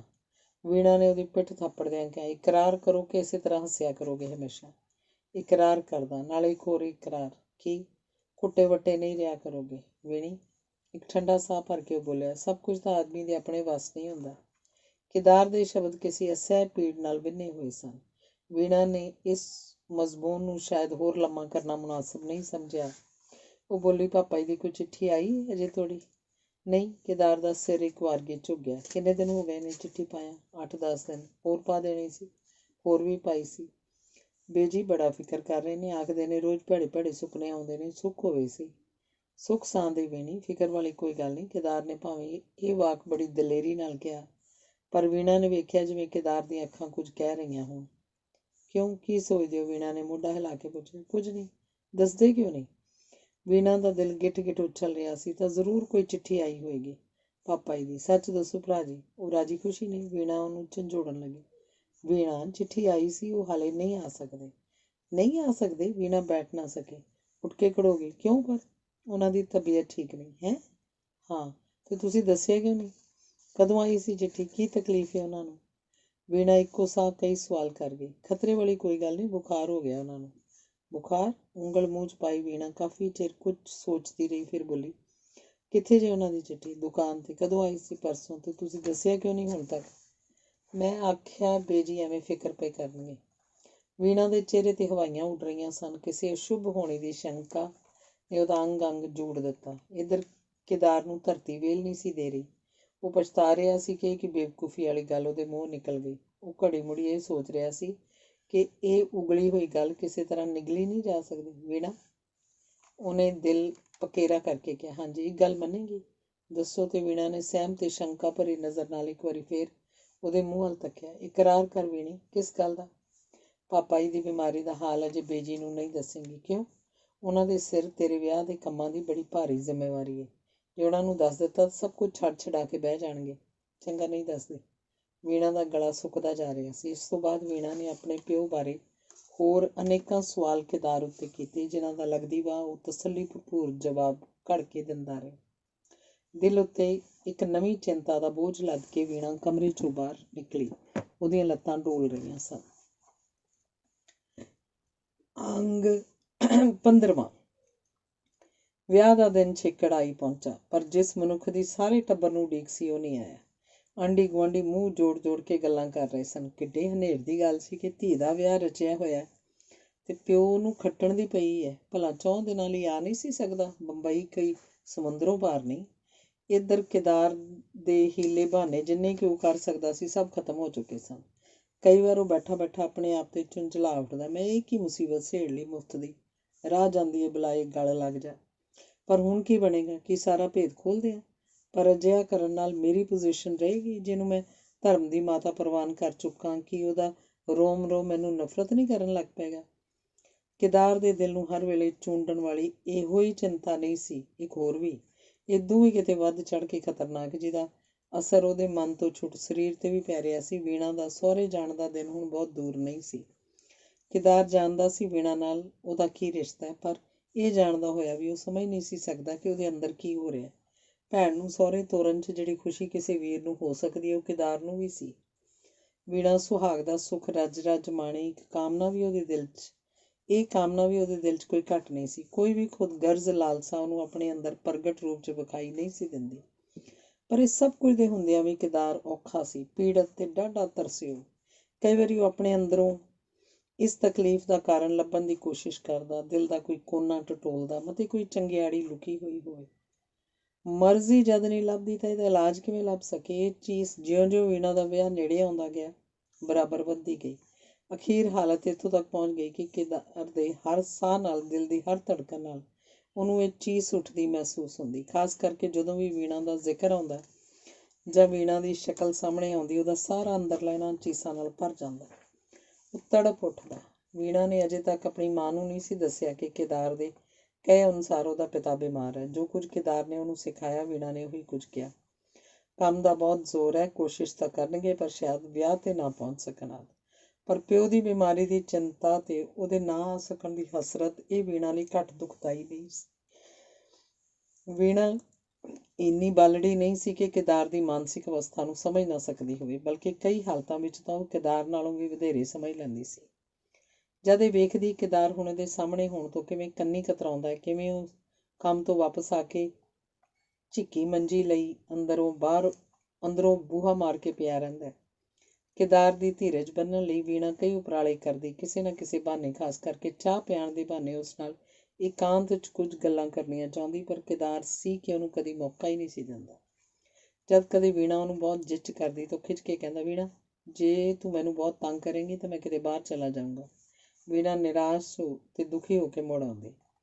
ਵੀਣਾ ਪ੍ਰਤੱਖ ਵੇਖ ਰਹੀ ਸੀ ਕਿ ਕੇਦਾਰ ਇਸ ਵੇਲੇ ਇੱਕ ਭਾਰੀ ਤਪੱਸਿਆ ਜਾਂ ਤਿਆਗ ਅਥਵਾ ਕੋਈ ਕਠਿਨ ਕੁਰਬਾਨੀ ਇਹੋ ਜਿਹਾ ਹੀ ਕੁਝ ਕਰ ਰਿਹਾ, ਜਿਹਦਾ ਫਲ ਰੂਪ ਉਹਦੀ ਅਰੋਗਤਾ, ਉਹਦੇ ਦਿਲ ਦਾ ਅਮਨ ਤੇ ਉਹਦੀ ਜਵਾਨੀ ਆਦਿ ਸਭ ਕੁਝ ਰਸਾਤਲ ਵੱਲ ਜਾ ਰਿਹਾ। ਪਰ ਕੀ ਵੀਣਾ ਪਾਸੇ ਦਾ ਕੋਈ ਇਲਾਜ ਸੀ? ਇੱਕ ਵਾਰੀ ਫੇਰ ਆਖ ਵੇਖਾਂ, ਮਤੇ ਇਸ ਨਾਲ ਕੇਦਾਰ ਦੀ ਜਾਨ ਬਚਾ ਸਕਦੀ ਹੋਵੇ। ਇਹ ਖਿਆਲ ਕਈ ਵਾਰ ਵੀਣਾ ਦੇ ਦਿਲ 'ਚ ਉੱਠਿਆ, ਜਿਹੜਾ ਹੁਣ ਤੱਕ ਵੀ ਉੱਠ ਰਿਹਾ ਸੀ। ਪਰ ਕੇਦਾਰ ਨੇ ਉਹਨੂੰ ਗੱਲਕੱਥ ਕਰਨ ਦਾ ਉਸ ਤੋਂ ਬਾਅਦ ਕਦੀ ਮੌਕਾ ਨਹੀਂ ਦਿੱਤਾ। ਵੀਣਾ ਮਾਈਏ ਪਈ, ਮੇਲ ਸੱਦਿਆ ਗਿਆ, ਘਰ 'ਚ ਹਲਵਾਈ ਬਿਠਾ ਦਿੱਤਾ ਗਿਆ, ਦਰਜੀ ਬਿਠਾਇਆ ਗਿਆ, ਗਾਉਣ ਲਈ ਕੁੜੀਆਂ ਦਾ ਝੁੰਡ ਇਕੱਠਾ ਹੋਇਆ। ਕੇਦਾਰ ਨੂੰ ਵੀ ਦੁਕਾਨ ਤੋਂ ਕੁਝ ਦਿਨਾਂ ਲਈ ਛੁੱਟੀ ਲੈਣੀ ਪਈ। ਕੰਮਕਾਰ ਦਾ ਭਾਰ ਉਹਦੇ ਸਿਰ ਸੀ। ਉਹ ਰਾਤ ਦਿਨ ਕੰਮ 'ਚ ਜੁਟਿਆ ਰਹਿੰਦਾ। ਕਿਸੇ ਵੇਲੇ ਉਹ ਵਿਹਲਾ ਬੈਠਣਾ ਨਹੀਂ ਸੀ ਚਾਹੁੰਦਾ। ਇਹ ਸ਼ਾਇਦ ਇਸ ਲਈ ਕਿ ਰੁਝੇਵੇਂ ਵਿੱਚ ਪੈ ਕੇ ਉਹਦੀਆਂ ਚੀਸਾਂ ਕੁਝ ਕੁ ਪਤਲੇਰੀਆਂ ਹੋ ਜਾਂਦੀਆਂ। ਇੱਧਰ ਕਈਆਂ ਦਿਨਾਂ ਤੋਂ ਵੀਣਾ ਨੇ ਕੇਦਾਰ ਦੀ ਸ਼ਕਲ ਨਹੀਂ ਵੇਖੀ ਸੀ। ਕਿਸੇ ਮਾਈਏ ਪਈ ਕੁੜੀ ਲਈ ਆਪਣੇ ਕਮਰੇ 'ਚੋਂ ਤੇ ਕੁੜੀਆਂ ਦੇ ਘੇਰੇ 'ਚੋਂ ਬਾਹਰ ਨਿਕਲਣਾ ਜੁਰਮ ਖਿਆਲ ਕੀਤਾ ਜਾਂਦਾ। ਇਹਦਾ ਦਿਲ ਚਾਹ ਰਿਹਾ ਸੀ ਕੇਦਾਰ ਕਿੱਥੋਂ ਆਉਂਦਾ ਦਿਸ ਜਾਏ, ਉਸ ਵੱਲ ਝਾਤੀ ਮਾਰ ਆਏ, ਪਰ ਉਹਦੀ ਆਸ ਸਫਲ ਨਾ ਹੋਈ। ਮਨ ਮੰਗੀ ਚੀਜ਼ ਦੀ ਅਣਹੋਂਦ ਜਿਉਂ-ਜਿਉਂ ਵੱਧਦੀ ਜਾਏ, ਸਾਡੀ ਮੰਗ ਵੀ ਉਹਦੇ ਨਾਲ ਵਾਧੇ ਤੇ ਹੁੰਦੀ ਜਾਂਦੀ ਹੈ। ਕੇਦਾਰ ਨੂੰ ਇੱਕ ਵਾਰੀ ਮਿਲ ਕੇ ਉਹਨੂੰ ਆਪਣੇ ਅਮਿੱਟ ਪਿਆਰ ਦਾ ਯਕੀਨ ਕਰਾਉਣ ਤੇ ਉਹਨੂੰ ਜਿਉਂਦੇ ਰਹਿਣ ਦੀ ਪ੍ਰੇਰਨਾ ਕਰਨ ਲਈ ਵੀਣਾ ਦਾ ਦਿਲ ਕਾਹਲਾ ਹੋ ਰਿਹਾ ਸੀ। ਇਸ ਕੰਮ 'ਚ ਜਿਉਂ-ਜਿਉਂ ਢਿੱਲ ਪੈਂਦੀ ਗਈ, ਵੀਣਾ ਦੀ ਮਿਲਣ ਤੀਬਰਤਾ ਹੋਰ ਚਮਕਦੀ ਗਈ। ਅੱਜ ਸਵੇਰ ਤੋਂ ਵੀਣਾ ਦਾ ਮਨ ਡਾਢਾ ਪਰੇਸ਼ਾਨ ਹੈ। ਕੁੜੀਆਂ ਨੇ ਵੀ ਬਥੇਰੀ ਕੋਸ਼ਿਸ਼ ਕੀਤੀ, ਮਾਂ ਨੇ ਵੀ ਤਰਲੇ ਕੀਤੇ, ਪਰ ਵੀਣਾ ਨੇ ਰੋਟੀ ਨਾ ਖਾਧੀ। ਸਾਰੀ ਦਿਹਾੜੀ ਉਹਨੇ ਇਹਨਾਂ ਹੀ ਸੋਚਾਂ 'ਚ ਗੁਆ ਦਿੱਤੀ। ਸਿਰਫ ਅੱਜ ਦਾ ਦਿਨ ਬਾਕੀ ਹੈ। ਦਿਨ ਚੜ੍ਹਦੇ ਨੂੰ ਮੈਂ ਕਿਸੇ ਹੋਰ ਘਰ ਵੱਲ ਜਾ ਰਹੀ ਹੋਵਾਂਗੀ। ਕੀ ਇੱਕ ਵਾਰੀ ਪਹਿਲਾਂ ਕੇਦਾਰ ਨੂੰ ਨਹੀਂ ਮਿਲ ਸਕਾਂਗੀ? ਰਾਤ ਪੈ ਗਈ। ਸਾਰਾ ਮੇਲ ਰੋਟੀ ਖਾ ਕੇ ਆਪੋ ਆਪਣੇ ਟਿਕਾਣੇ ਜਾ ਲੱਗਾ, ਪਰ ਕੁੜੀਆਂ ਦੀ ਢੋਲਕੀ ਪੂਰੇ ਜ਼ੋਰ ਨਾਲ ਵੱਜ ਰਹੀ ਸੀ। ਗਾਉਂਦੀਆਂ ਗਾਉਂਦੀਆਂ ਉਹਨਾਂ ਦੀਆਂ ਘੁੱਗਾਂ ਮਿਲ ਗਈਆਂ। ਢੋਲਕੀ ਵਜਾਉਣ ਵਾਲੀ ਦੀ ਬਾਂਹ ਥੱਕ ਗਈ, ਪਰ ਅਜੇ ਤੱਕ ਹਟਣ ਦਾ ਨਾਂ ਨਹੀਂ ਸੀ ਲੈਂਦੀ। ਇੱਕ ਗੀਤ ਖਤਮ ਹੁੰਦਾ, ਝੱਟ ਦੂਜਾ ਸ਼ੁਰੂ ਹੋ ਜਾਂਦਾ। ਉਸ ਛੋਟੇ ਜਿਹੇ ਕਮਰੇ ਵਿੱਚ ਦਰੀ ਵਿਛੀ ਹੋਈ ਸੀ, ਜਿਸ 'ਤੇ 15-20 ਕੁੜੀਆਂ ਬੈਠੀਆਂ ਗਾ ਰਹੀਆਂ ਸਨ। 12 ਵੱਜ ਗਏ। ਇਸ ਤੋਂ ਬਾਅਦ ਇੱਕ ਪਲ ਗਾਣੇ ਦੀ ਮਹਿਫਿਲ ਵਿੱਚ ਜ਼ਰਾ ਜਿੰਨੀ ਸਿਥਲਤਾ ਨਾ ਆਈ। ਛੇਕ ਵਾਲਾ ਦਿਨ ਜੋ ਸੀ, ਅਖੀਰ ਵੱਡੀਆਂ ਬੁੱਢੀਆਂ ਨੇ ਗੁੱਸੇ ਹੋਣਾ ਸ਼ੁਰੂ ਕਰ ਦਿੱਤਾ, ਜਿਨ੍ਹਾਂ ਦੀ ਨੀਂਦਰ 'ਚ ਵਿਘਨ ਪੈ ਰਿਹਾ ਸੀ। ਤਾਂ ਕਿਤੇ ਜਾ ਕੇ ਇਹ ਸਿਲਸਿਲਾ ਬੰਦ ਹੋਇਆ। ਕਈ ਜਿਹੜੀਆਂ ਗਾਉਣ ਦੀਆਂ ਬਹੁਤ ਸ਼ੌਕੀਨ ਸੀ, ਉਹਨਾਂ ਨੇ ਤਾਂ ਅੱਜ ਦੀ ਸਾਰੀ ਰਾਤ ਇਸ ਤਰ੍ਹਾਂ ਬਿਤਾ ਦੇਣ ਦਾ ਫੈਸਲਾ ਕਰ ਲਿਆ ਸੀ, ਪਰ ਦੂਜੇ ਕਮਰੇ 'ਚੋਂ ਆ ਰਹੀਆਂ ਝਿੜਕਾਂ ਨੇ ਉਹਨਾਂ ਦੀ ਕੋਈ ਪੇਸ਼ ਨਾ ਜਾਣ ਦਿੱਤੀ। ਆਂਢੋ ਗੁਆਂਢੋ ਜਿਹੜੀਆਂ 5-7 ਆਈਆਂ ਸਨ, ਉਹ ਘਰੋਂ ਘਰੀ ਚਲੀਆਂ ਗਈਆਂ। ਬਾਕੀ ਮੇਲ ਵਾਲੀਆਂ ਕੁੜੀਆਂ ਥਾਂ ਥਾਈਂ ਲੇਟ ਗਈਆਂ। ਕੁੜੀਆਂ ਦੇ ਘੇਰੇ 'ਚ ਸੁੱਤੀ ਹੋਈ ਵੀਣਾ ਇਸ ਆਪਣੇ ਭਵਿੱਖ ਨੂੰ ਸ਼ਾਇਦ ਕਲਪਨਾ ਦੀਆਂ ਅੱਖਾਂ ਨਾਲ ਵੇਖ ਰਹੀ ਸੀ। ਹੌਲੀ ਹੌਲੀ ਸਭ ਕੁੜੀਆਂ ਨੀਂਦਰ ਦੀ ਮਿੱਠੀ ਗੋਦ 'ਚ ਘੂਕ ਸੌਂ ਗਈਆਂ, ਪਰ ਵੀਣਾ ਅਜੇ ਤੱਕ ਜਾਗਦੀ ਸੀ। ਉਹਦੇ ਸਾਹਮਣੇ ਜਾਲੇ 'ਚ ਨਿੰਮੀ ਲਾਲਟਨ ਜਗ ਰਹੀ ਸੀ। ਸੁੱਤਿਆਂ ਸੁੱਤਿਆਂ ਨੂੰ ਕੁਝ ਖਿਆਲ ਆਇਆ। ਉੱਠ ਕੇ ਬੈਠ ਗਈ ਤੇ ਫਿਰਤੂ ਜੀ ਨਜ਼ਰ ਨਾਲ ਉਹਨੇ ਸਾਰੀਆਂ ਸੁੱਤੀਆਂ ਵੱਲ ਤੱਕਿਆ।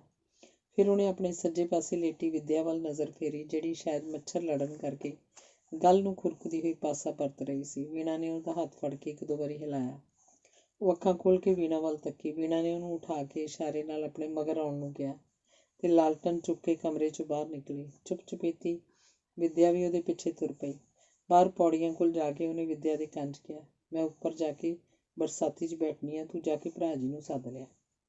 ਜਦ ਵਿਦਿਆ ਜਾਣ ਲੱਗੀ ਤਾਂ ਇੰਨਾ ਵੀਣਾ ਨੇ ਹੋਰ ਕਹਿ ਤਾ, ਮੇਰਾ ਨਾਂ ਨਾ ਲਈ, ਆਖੀ ਬੇਜੀ ਬੁਲਾਉਂਦੇ ਨੇ। ਵੀਣਾ ਬਰਸਾਤੀ 'ਚ ਜਾ ਪਹੁੰਚੀ। ਉੱਥੇ ਇੱਕ ਢਿੱਲੜ ਜਿਹਾ ਮੰਜਾ ਖੜਾ ਕੀਤਾ ਸੀ, ਜਿਹਨੂੰ ਡਾਹ ਕੇ ਬੈਠ ਗਈ। ਥੋੜ੍ਹੀ ਦੇਰ ਬਾਅਦ ਉਹਨੂੰ ਕਿਸੇ ਦੇ ਪੈਰਾਂ ਦਾ ਖੜਾਕ ਸੁਣਾਈ ਦਿੱਤਾ। ਕਿੱਥੇ ਨੇ ਬੇਜੀ? ਕੇਦਾਰ ਨੇ ਜਦੋਂ ਮੈਂ ਤੋਲਟ ਮਾਇਆ ਦੀ ਥਾਂ ਵੀਣਾ ਨੂੰ ਬੈਠੀ ਵੇਖਿਆ ਤਾਂ ਉਹਨੇ ਇਹ ਸਵਾਲ ਕੀਤਾ। ਬੇਜੀ ਨਹੀਂ, ਮੈਂ ਸੱਦਿਆ ਸੀ, ਬੈਠ ਜਾਓ ਜ਼ਰਾ। ਪਰ ਵਿਦਿਆ ਤੇ ਕਹਿੰਦੀ ਸੀ, ਮੈਂ ਹੀ ਉਹਨੂੰ ਕਿਹਾ ਸੀ ਮੇਰਾ ਨਾਂ ਨਾ ਲਵੇ। ਜੇ ਮੇਰਾ ਨਾਂ ਲੈਂਦੀ ਤਾਂ ਮੈਨੂੰ ਪਤਾ ਸੀ ਤੁਸੀਂ ਨਹੀਂ ਸੀ ਆਉਣਾ। ਕੇਦਾਰ ਵੀਣਾ ਤੋਂ ਜ਼ਰਾ ਪਰੇ ਮੰਜੀ ਦੀ ਹੀਂਹ 'ਤੇ ਬੈਠ ਗਿਆ। ਉਹਨੇ ਪੁੱਛਣਾ ਚਾਹਿਆ ਕਿ ਰਾਤ ਦੇ 2 ਵਜੇ ਕਿਹੋ ਜਿਹਾ ਕੰਮ ਆ ਪਿਆ, ਪਰ ਕੁਝ ਵੀ ਉਹਦੇ ਮੂੰਹੋਂ ਨਾ ਨਿਕਲ ਸਕਿਆ। ਜੋ ਕੁਝ ਆਪਣੇ ਸਾਹਮਣੇ ਵੇਖ ਰਿਹਾ ਸੀ, ਇਹ ਦ੍ਰਿਸ਼ ਸ਼ਾਇਦ ਉਹਦੀ ਜ਼ਬਾਨ ਫੜ ਲਈ। ਵੀਣਾ ਨੇ ਸੂਹਾ ਸਾਲੂ ਲਿਆ ਹੋਇਆ ਸੀ। ਉਹਦੇ ਗੋਰੇ ਕੋਮਲ ਹੱਥਾਂ 'ਤੇ ਮਹਿੰਦੀ ਦਾ ਗੂੜਾ ਰੰਗ ਲਾਲਟਨ ਦੀ ਰੋਸ਼ਨੀ 'ਚ ਚਮਕ ਰਿਹਾ ਸੀ। ਜਦੋਂ ਬਾਂਹ ਨੂੰ ਹਿਲਾਉਂਦੀ ਤਾਂ ਉਹਦੇ ਗੁੱਟ ਨਾਲ ਬੰਨੇ ਗਾਨੇ ਦੀਆਂ ਕੌਡੀਆਂ ਹਿਲਦੀਆਂ ਤੇ ਨਾਲ ਹੀ ਅਰਕਾਂ ਤੱਕ ਰੱਤਾ ਚੂੜਾ ਵੱਜ ਉੱਠਦਾ। ਸਿਰ 'ਤੇ ਫੁੱਲ ਚੌਂਕ ਹੋਣ ਕਰਕੇ ਉਹਦਾ ਕੱਦ ਪਹਿਲਾਂ ਨਾਲੋਂ ਉਚੇਰਾ ਹੋ ਗਿਆ ਜਾਪਦਾ ਸੀ। ਵੀਣਾ ਨੇ ਲਾਲਟਨ ਬੁਝਾ ਦਿੱਤੀ। ਮਤੇ ਕੋਈ ਵੇਖ ਲਏ। ਤੁਹਾਨੂੰ ਗੁੱਸਾ ਤੇ ਨਹੀਂ ਲੱਗਾ ਕਿ ਵੇਲੇ ਮੈਂ ਤੁਹਾਡੀ ਨੀਂਦਰ ਖਰਾਬ ਕੀਤੀ ਹੈ? ਵੀਣਾ ਨੇ ਉਹਦੇ ਮੁਰਝਾਏ ਚਿਹਰੇ 'ਤੇ ਨਜ਼ਰ ਗੱਡ ਕੇ ਪੁੱਛਿਆ। ਇਹਦੇ ਉੱਤਰ 'ਚ ਕੇਦਾਰ ਦਾ ਦਿਲ ਕਹਿ ਰਿਹਾ ਸੀ, ਨੀਂਦਰ ਆਈ ਕਿਹਨੂੰ ਸੀ, ਪਰ ਉਹਦੇ ਹੋਠਾਂ 'ਚੋਂ ਕੁਝ ਨਾ ਨਿਕਲਿਆ। ਬੋਲਣਾ ਨਹੀਂ ਭਰਾ ਜੀ? ਐਤਕੀ ਵੀਣਾ ਦੀ ਜ਼ਬਾਨ 'ਚ, ਉਹਦੇ ਗਲੇ 'ਚ, ਉਹਦੀਆਂ ਅੱਖਾਂ 'ਚ ਇੱਕੋ ਚੀਜ਼ ਸੀ, ਪਿਆਰ ਦਾ ਗੂੜਾ ਰੰਗ। ਉਹਦੇ ਹੱਥਾਂ ਉੱਤੇ ਲੱਗੀ ਮਹਿੰਦੀ ਨਾਲੋਂ ਵੀ ਗੂੜਾ। ਕਈ ਦਿਨਾਂ ਤੋਂ ਇਸਤਰੀ ਸੁਭਾਅ ਨੇ ਉਹਦੇ ਦਿਲ ਅੱਗੇ ਸੰਗ ਦੀ ਜਿਹੜੀ ਕੰਧ ਉਸਾਰੀ ਸੀ, ਪਿਆਰ ਦੇ ਤੇਜ਼ ਹੜ ਅੱਗੇ ਉਹ ਕੰਧ ਇੱਕਦਮ ਰੁੜ ਪੁੜ ਗਈ। ਕੇਦਾਰ ਦੀ ਜ਼ਬਾਨ ਜਦ ਫੇਰ ਵੀ ਨਾ ਖੁੱਲ੍ਹੀ ਤਾਂ ਵੀਣਾ ਸਰਕ ਕੇ ਉਹਦੇ ਨਾਲ ਜਾ ਲੱਗੀ ਤੇ ਉਹਦਾ ਹੱਥ ਆਪਣੇ 2 ਹੱਥਾਂ 'ਚ ਫੜ ਕੇ ਤਰਲੇ ਭਰੀ ਆਵਾਜ਼ 'ਚ ਬੋਲੀ, ਭਰਾ ਜੀ ਹੁਣ ਤੇ ਬੋਲੋ, ਹੁਣ ਤਾਂ ਮੈਂ ਚਲੀ ਜਾਣਾ। ਤੇ ਉਹਦੀਆਂ ਅੱਖਾਂ 'ਚ ਅੱਥਰੂ ਆ ਗਏ। ਕੇਦਾਰ ਨੇ ਉਹਦੀਆਂ ਅੱਖਾਂ ਝਪਕੀਆਂ, ਜਿਵੇਂ ਕਿਸੇ ਨੇ ਠੰਡੇ ਪਾਣੀ ਦਾ ਛਿੱਟਾ ਮਾਰ ਕੇ ਉਹਨੂੰ ਨੀਂਦਰ ਤੋਂ ਜਗਾ ਦਿੱਤਾ ਹੋਵੇ। ਬੋਲਿਆ, ਕੀ ਪੁੱਛਣੀ ਹੈ ਵੀਣੀ? ਤੁਸੀਂ ਕਿਹੜੀ ਗੱਲੋਂ ਗੁੱਸੇ ਹੋ ਮੇਰੇ ਨਾਲ?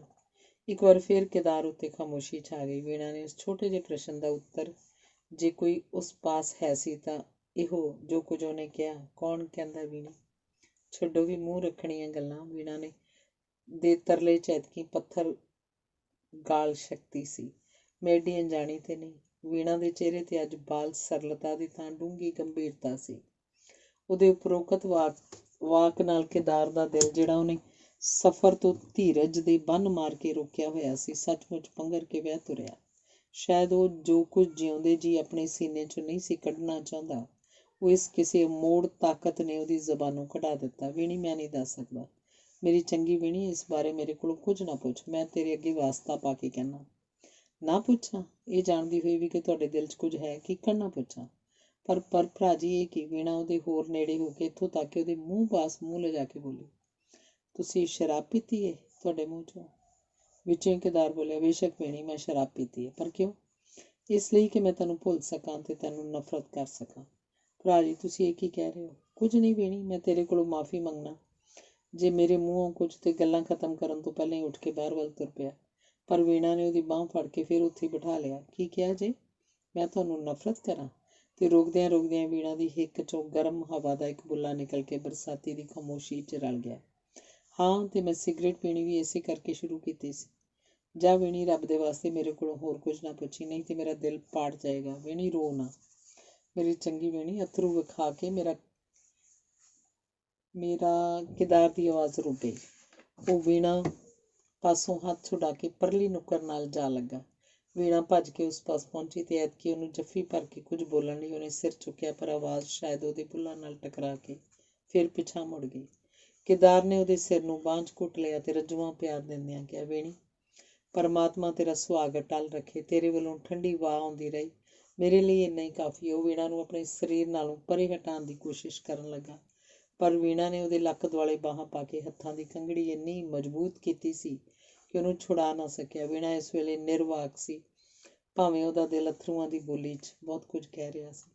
ਤੇਰੇ ਹੋਠ ਕੋਰਿਆਂ ਦੀ ਆਵਾਜ਼ ਦੂਰ ਤੱਕ ਸੁਣਾਈ ਦੇ ਰਹੀ ਹੈ। ਵੀਣੀ, ਬਸ ਕਰ। ਮੈਂ ਜਿੱਚਰ ਜੀਆਂਗਾ ਸਿਰਫ ਤੇਰੇ ਲਈ ਜੀਆਂਗਾ। ਮੈਂ ਕੋਸ਼ਿਸ਼ ਕਰਾਂਗਾ ਕਿ ਜਿਉਂਦਾ ਰਹਾਂ। ਤੁਹਾਡੀ ਹਾਲਤ ਵੇਖ ਕੇ ਮੈਨੂੰ ਡਰ ਲੱਗ ਰਿਹਾ, ਵੀਣਾ ਨੇ ਦਰਦ 'ਚ ਗੁੜੂੰਦ ਹੋ ਕੇ ਕਿਹਾ। ਡਰ?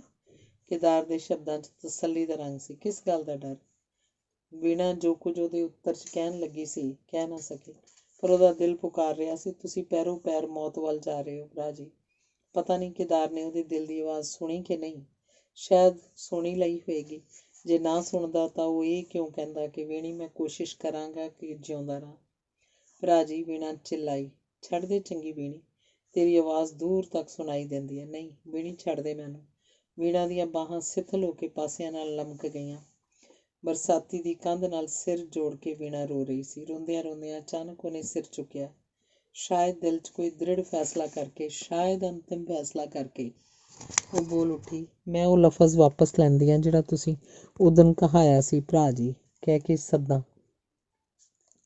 ਮੈਨੂੰ ਇਸ ਚੂੜੇ ਦੀ, ਇਸ ਗਾਨੇ ਦੀ ਕੋਈ ਪਰਵਾਹ ਨਹੀਂ। ਮੈਂ ਤੁਹਾਡੇ ਨਾਲ। ਕਹਿੰਦੀ ਕਹਿੰਦੀ ਵੀਣਾ ਆਪਣੇ ਚੌਂਹੀ ਪਾਸੇ ਤੱਕੀ। ਉਹਦੇ ਅੰਦਰੋਂ ਕੁਝ ਬੋਲ ਉੱਠਿਆ। ਝੱਲੀ ਵੀਣਾ, ਕਿਹਨੂੰ ਕਹਿ ਰਹੀ ਹੈ? ਤੇ ਉਹਨੇ ਇਸ ਹਨੇਰੀ ਬਰਸਾਤੀ ਵਿੱਚ ਹੋਰ ਚੰਗੀ ਤਰ੍ਹਾਂ ਅੱਖਾਂ ਗੱਡ ਕੇ ਚੁਪਾਸੀ ਤੱਕਿਆ, ਪਰ ਕੇਦਾਰ ਕਿਤੇ ਨਹੀਂ ਸੀ। ਉਹ ਵਾਪਸ ਜਾ ਚੁੱਕਾ ਸੀ। ਵੀਣਾ ਦੀਆਂ ਲੱਤਾਂ ਵਿੱਚ ਇਸ ਵੇਲੇ ਇੰਨਾ ਵੀ ਸਾਹ ਸੱਤ ਨਹੀਂ ਸੀ ਕਿ ਪੌੜੀਆਂ ਉਤਰ ਸਕਦੀ।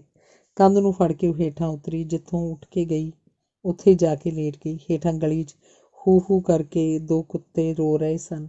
ਇਸ ਬਦਸ਼ਗਨੀ ਆਵਾਜ਼ ਤੋਂ ਬਚਣ ਲਈ ਵੀਣਾ ਨੇ ਕੰਨਾਂ 'ਚ ਉਂਗਲਾਂ ਦੇ ਲਈਆਂ, ਪਰ ਫਿਰ ਵੀ ਉਹ ਨਹਿਸ਼ ਆਵਾਜ਼ ਉਹਨੂੰ ਸੁਣਾਈ ਦੇਣੋਂ ਨਹੀਂ ਰੁਕੀ।